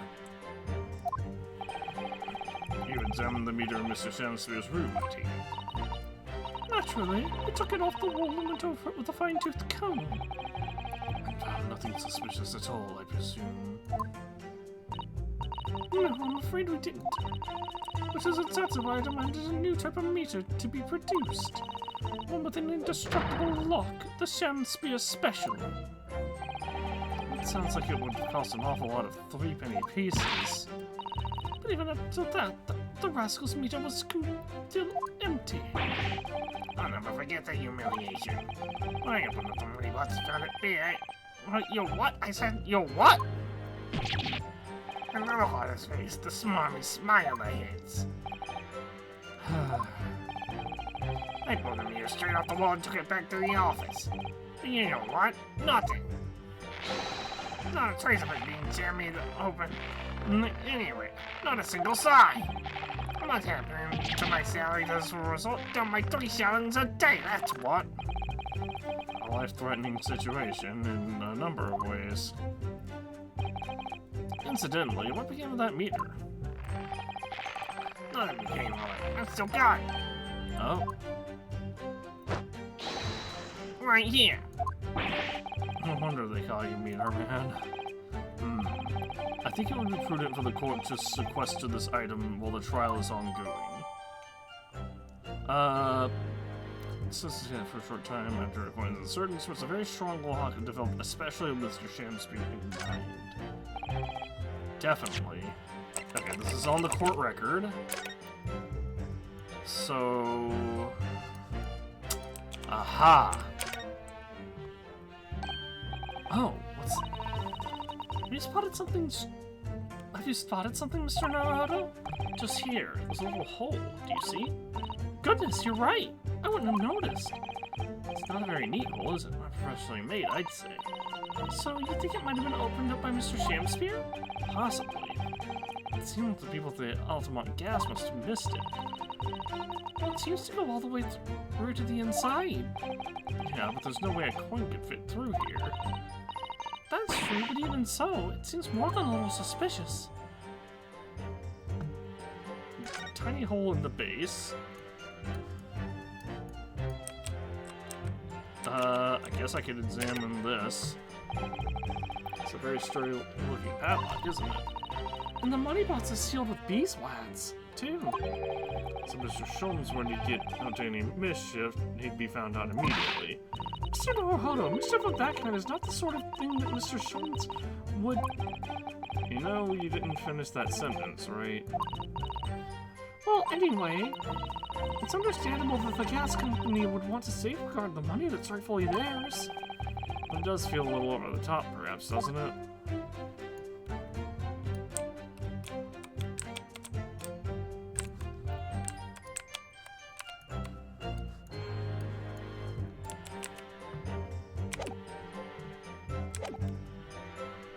Definitely. Well, at first glance, there doesn't appear to be anything unusual about it. Aside from the hole in the one that we already uncovered. Let's move along, shall we? Continue with your testimony. Though I wouldn't say it has as much value as to the contents of that meter.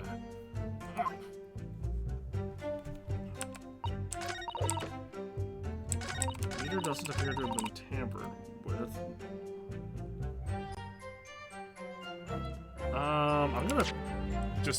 I'm gonna save here. Because I think we need to present the gas meter here.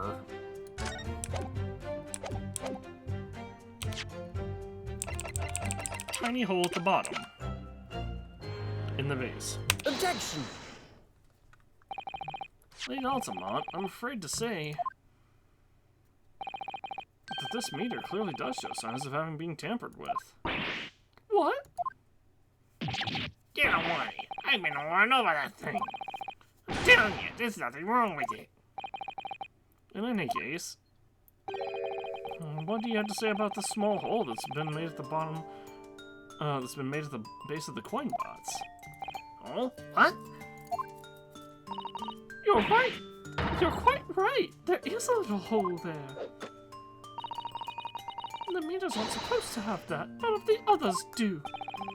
In other words, we can assume that Mr. Shamspear secretly opened up this hole himself.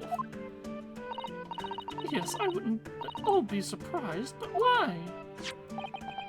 Yeah, why? I mean, it's tiny.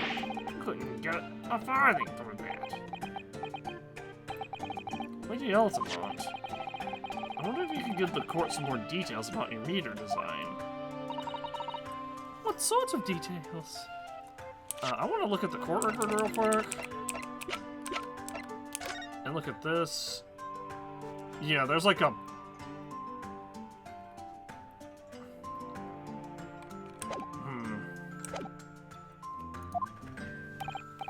Well, what specifically I'd like to know is...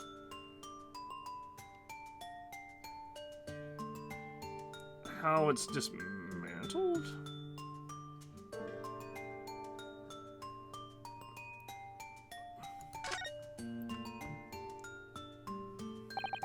How can the meter be dismantled? Dismantled? Yes, given that there are no signs of having been forced, I'm wondering if perhaps rather than being broken open, it might have been taken apart.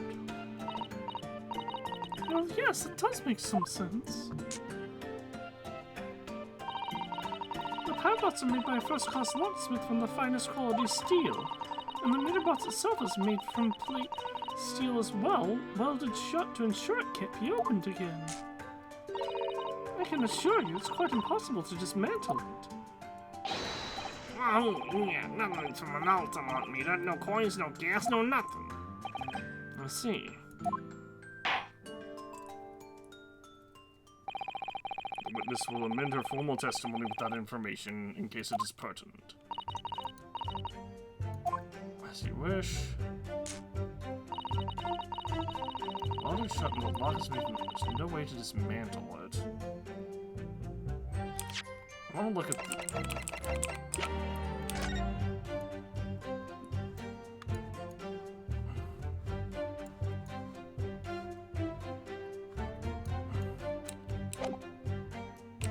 Can I go back and get the other? I probably can't go back and get the other one, can I? That's annoying. Hold it! Has anyone ever tried? Oh yeah, they tried, but they've all given up before long. After all, if they actually broke the meter, the company would be able to take legal action. Yes, that makes sense. What do you think, Mr. Naruhodo? Is it welded? Is its welded steel construction significant? Or perhaps there's some other aspect of the meter's construction we should be focusing on? Yeah, you may be right. Perhaps I should try a different tack here. Like asking about the meter, how the meter differentiates coins, for example. Let's delve deeper. How does the meter tell the difference between different coins? Okay, we do get this. What do you mean? Well, for example, if someone were to put in a penny in a 1 penny coin, that wouldn't work presumably, would it? No, of course not. So, well, how does the meter know that the coin that's fed is a true penny bit? Oh, I see what you're getting at now. The meter tells the coins apart by their shape and size, which includes their thickness. A threepenny bit is about 3/4 of an inch diameter, you see. Other coins just won't fit. I see. It's clearly been very well thought out. The witness will amend her formal testimony with that information in case it is pertinent. Oh, great.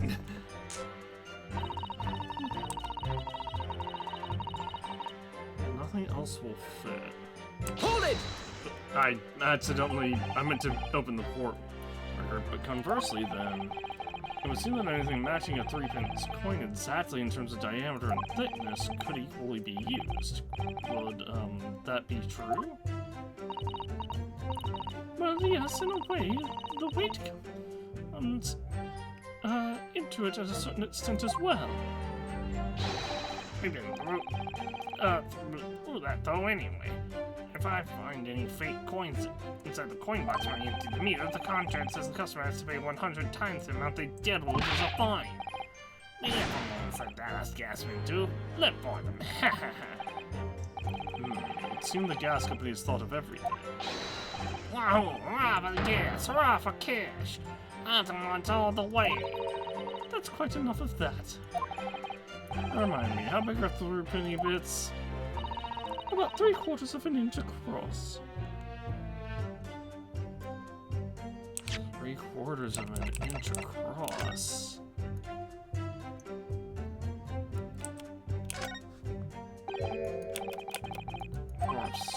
circular depression on this side, about 2 centimeters across, 3/4 of an inch. Ah, do you think? Where did we find the soap? We did find the soap at the scene, didn't we? Yes, there were 2 bars on that little ledge just outside the window, so we took this one. I'm sure that when we first found it, there was some sort of reddish medallion in the middle there. I remember it clearly. Yeah, but there's no sign of it now. Where could it have gone? 2 centimeter diameter circular. There we go.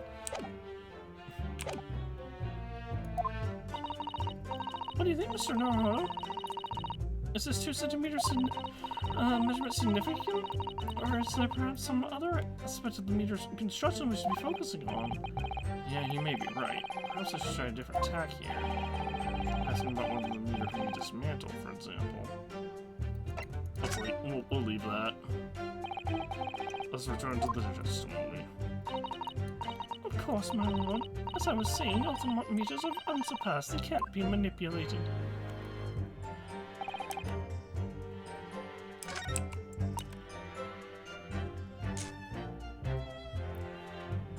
Alright, I'm gonna present the soap here.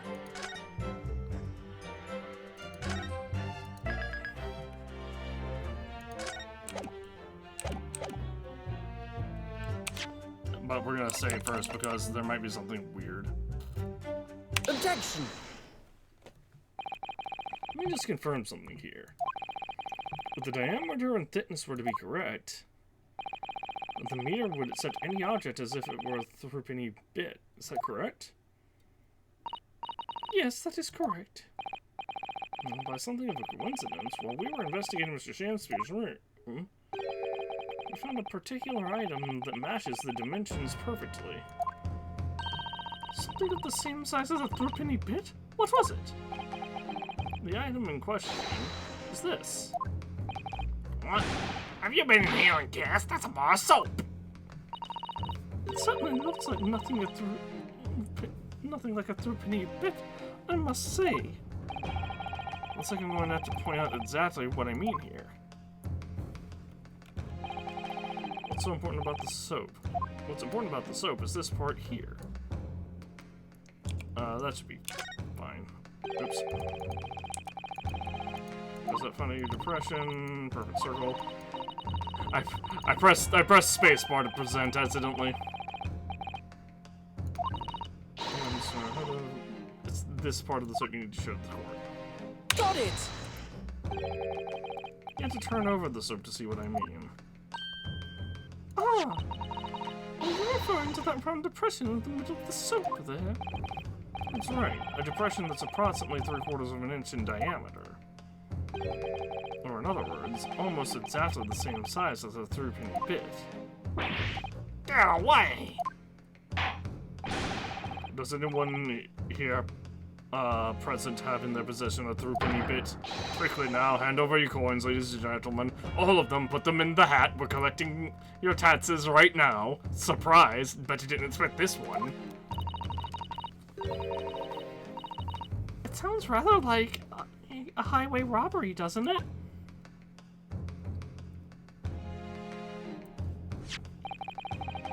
Thanks to a kind member of the public in the gallery, I have put here a threepenny bit. Now to see if it fits. My word, it couldn't be more snug.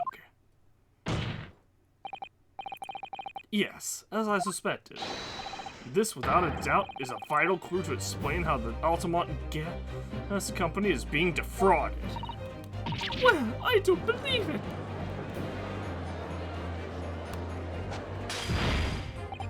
So, your assertion amounts to what?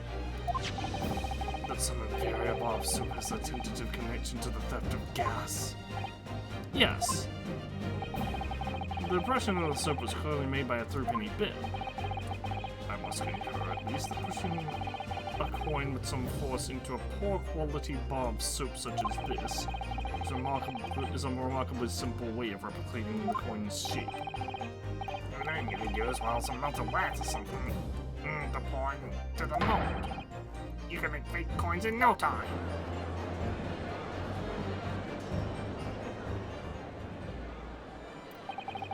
This brings all the pieces of the puzzle together. It does! It does! This is only trial part 1. It's the method Mr. Chancellor is using to steal the gas. That's the missing link. And now if I follow this chain of thought, it's going to bring me to a new explanation for what happened that nobody's considered yet. But this is all nonsense. If the man had been making fake coins, my worker here would have found them when he emptied the meter. Quite truly, the ultimate, in the absence of some black magic that could make them disappear. I see. That's what we're dealing with, is it? There is one form of black magic that could cause fake coins to disappear into thin air, yes. Exactly. The meter here gives it away. What on earth? There are remnants of the magical method visible on the gas meter taken from the victim's room. And as your assertion, counsel, the defense will identify these remnants to the court at once. Where on the meter can the remnants of the method used to make the fake coins disappear be seen? Right here. Oops. I did it again. There's this little hole in the bottom of the meter here, isn't there? It looks as though it was made by somebody who didn't really have the right tools. Actually, it does go all the way through to the inside. So though it's hard to see that unless you look closely. In fact, it goes right into the part of the meter where the money is. I suppose that's nothing, but... Oh? Well, you couldn't possibly extract a coin through such a small hole, could you? No, I suppose not. But then the question remains, why would somebody go to the effort of making a hole here? Alright, anyway... Got it! We found this bar of soap at the scene of the crime just outside the victim's window. Outside? Yes, outside, where you yourself hid, Mr. Meterman. Or you yourself, Mr. Meterman, were loitering in the freezing winter air. That's where we found this soap. Ah, I get it. That's right. The answer, of course, is ice.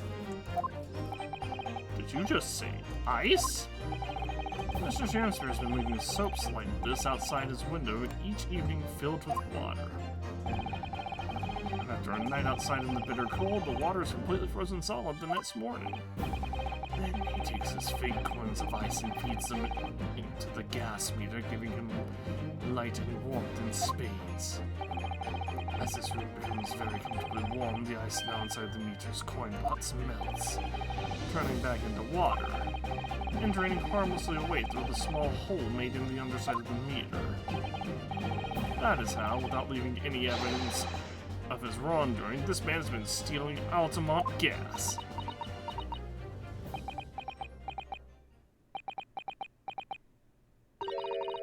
Just like that, so simply. Is he trying to make us look like idiots? I mean, you had no way of knowing that there was soap outside the window, I guess. He's been fooling us all with some bars of soap and some water. That's right, madam. I don't believe it. It can't be true. Do you have any idea how much money we spent to develop that new meter? And now you have the audacity to suggest that a bit of soap and some water can render it totally useless? I'm fairly sure I didn't design it. Evidence! What?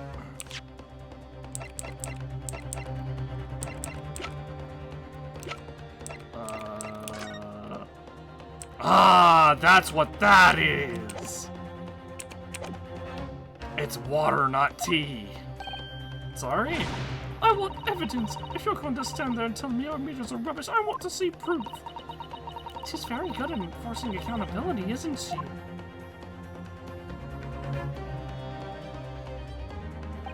Very well, Lady Altamont. If you'd like some evidence, I'll provide it. What? Mr. Donahoe, are you saying you actually do have evidence to support this theory? I did notice a trace of some of it bothered me a little at the time. I have a feeling that this theory we've come up with now could explain it. The case of evidence that substantiates this theory about how Mr. Shamster has been stealing the gas is crime scene photograph. Take that!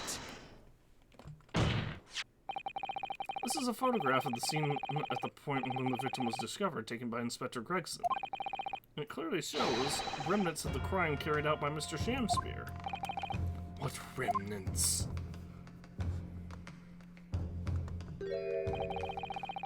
Here you can see the gas meter in the wall of Mr. Shamspear's room. Now look close at the floorboards directly underneath the meter. What is that? Some kind of grubby stain? Almost certainly, it's a water stain resulting from the liquid that drained out of the hole made in the meter. Yeah, why wouldn't he put like a bucket or something under there? A cup, anything? Ah! If one coin gives around 2 hours of gas usage and the occupant was heating his room in all his waking hours, you can imagine he would have used around 10 of his fake coins each day. The melting ice inside the meter's coin box would have been dripping out almost constantly, leaving a stain on the floor. This is awful. And there's further evidence too. Mr. Shamster slumped over his table, apparently having consumed strychnine. And right there next to him is a bar of soap broken in half. And that's why you had the fork, I guess, to get the coin out. You're right. It would appear to me then, Counsel, that the man was eating the soap, was he? Pardon me for disagreeing with your lordship, but certainly not.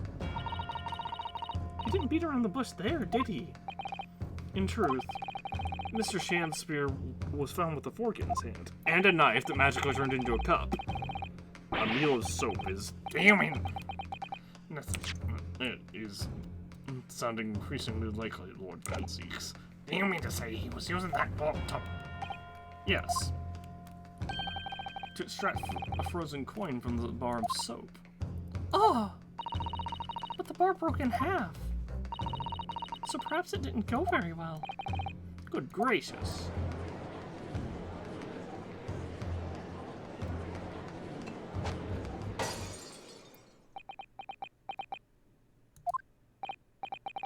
Lord Van Zeeks. Are you not gonna pray, tell us, are you not gonna pray for forgiveness for sullying the public gallery with your hallowed, vintage or something?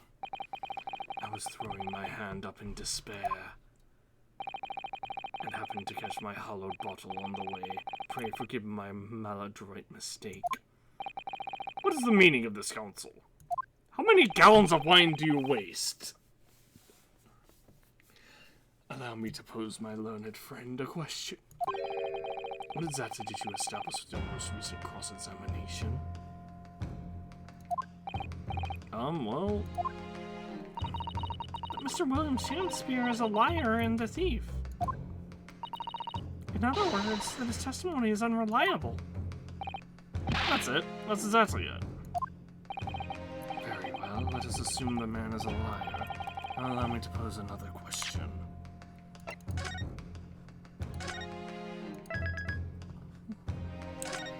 What would be his motivation for lying about the victim, about who tried to kill him?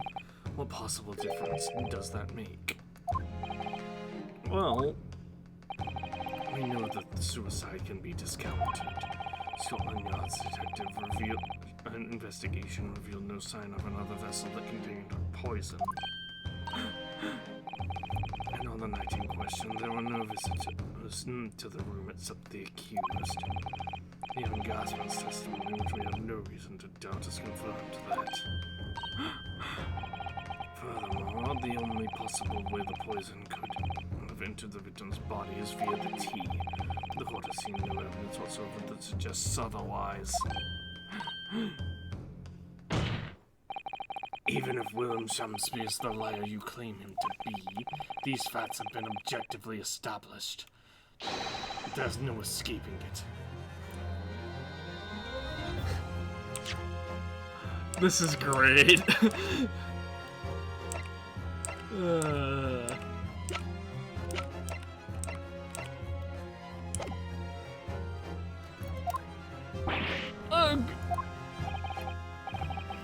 Therefore, in light of these facts, the prosecution calls for immediate adjudication.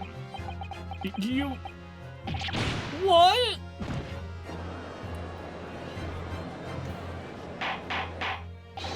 Order! Order! Oh, counsel, how does the defense respond? Mr. Naruhodo! What was the point of that last cross-examination? What was the point of that last cross-examination? Did it actually get us anywhere? It didn't make no difference at all, like what Nancy's is saying. Well, we have to object, right? No, this isn't over. Like, because if we don't object here, then we just lose. Obviously, the defense will not rest. But counsel, you've successfully explained everything. You've identified and substantiated the unscrupulous method employed by Mr. Shamspear to consume gas. What more is there to discuss? Lord Van Cease has just highlighted 3 facts in order to make his point. Contrary to what he would have the court to believe, not all of them have been objectively established at all.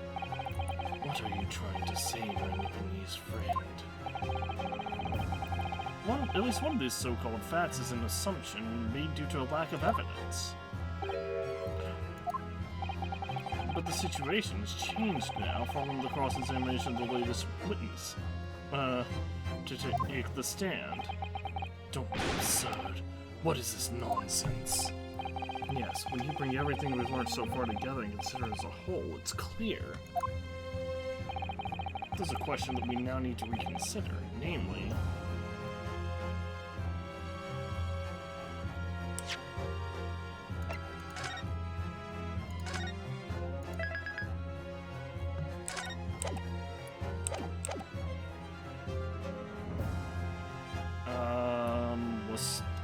was someone else responsible, right?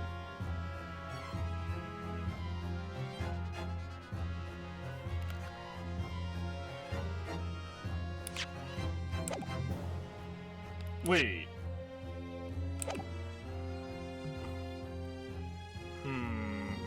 It's the poison in the tea, right? Because...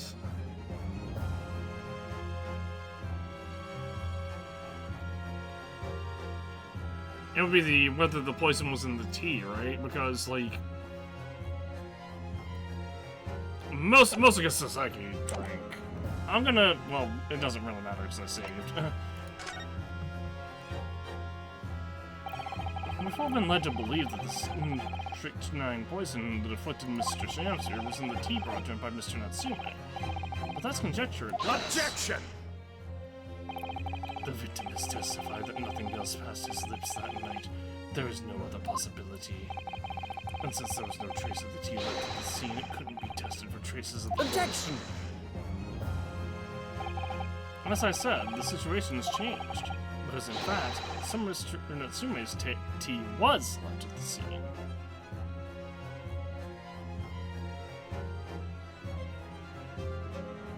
Oh yeah, it's in his cup. And a particular piece of evidence. Objection! A ludicrous claim. Scotland Yard detectives investigated the scene exhausted. What evidence are you suggesting they missed? The defense has made a bold claim indeed. Very well, counsel. Present your proof. What evidence from the scene of the crime can tell us about the nature of the defendant's tea? I'm guessing it's the teacups. Take that! What exactly is this piece of evidence supposed to reveal about Mr. Natsume's tea? Well, I suspect it may possibly... okay, be what do you mean? It's the literal teacups from the night in question! Well, we're reloading.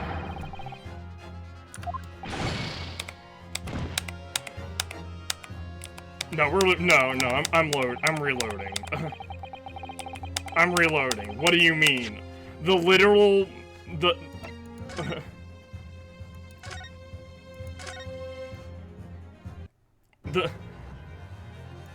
Was there poison in the tea?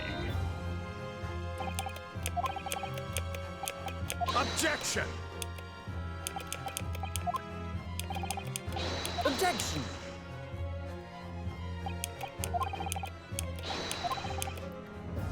Objection! Evidence proves it.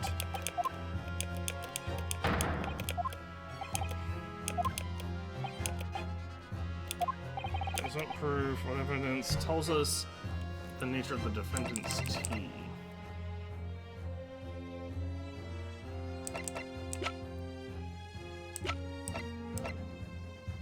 Was it the bar of soap? Take that! Good gracious. Oh. Okay, it is. Okay, I guess it is the bar of soap. The soap again? The same bar the victim used to fashion his coins of ice?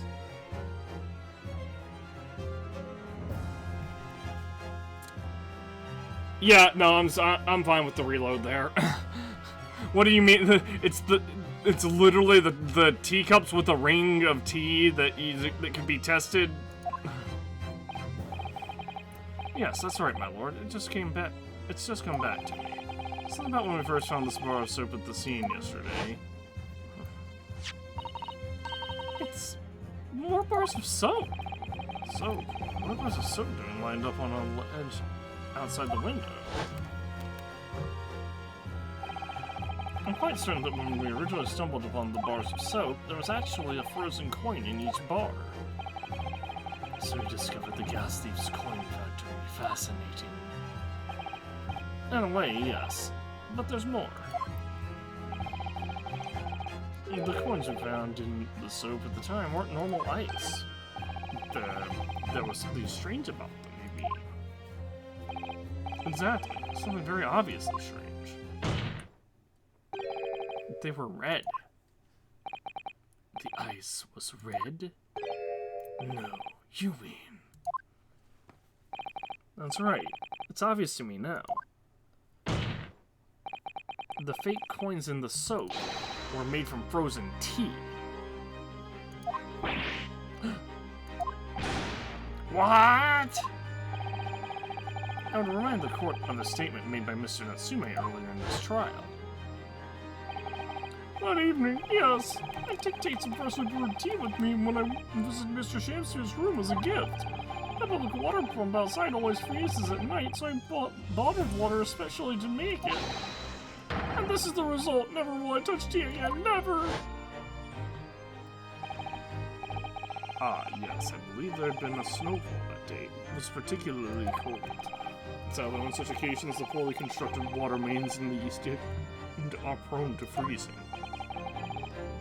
So on the night in question, Mr. Shamspeare, having no running water to use, was forced to use the tea brought by Mr. Natsume in order to make his fake coins. My word!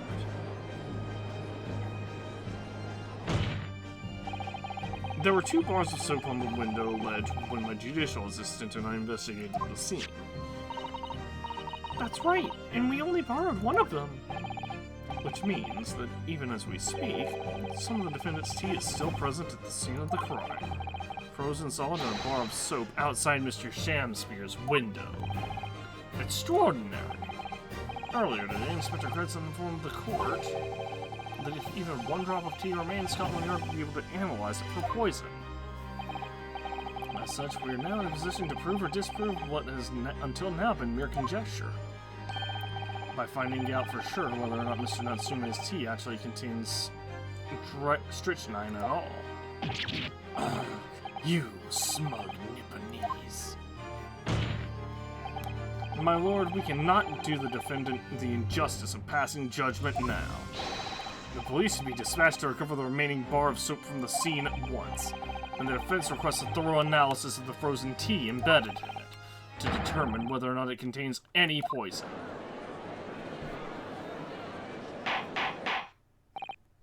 Bailiff, instruct the police to attend the scene at once. Yes, my lord, understood.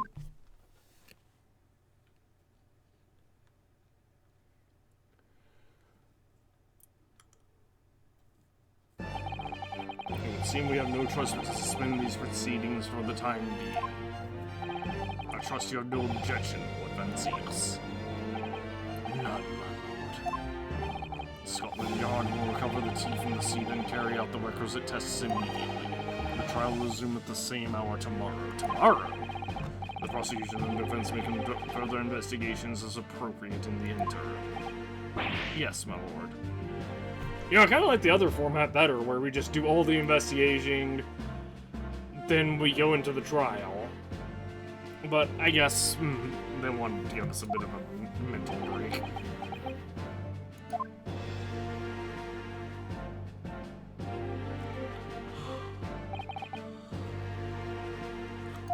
Oh.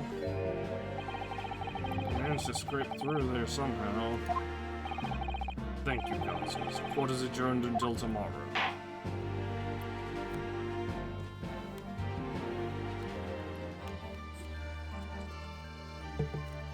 To be continued.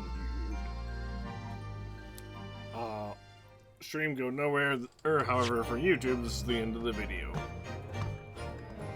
So YouTube, we will see you in the next part. If I can stop clicking on OBS like an idiot. Yeah, see you in the next part, YouTube. Stream go nowhere.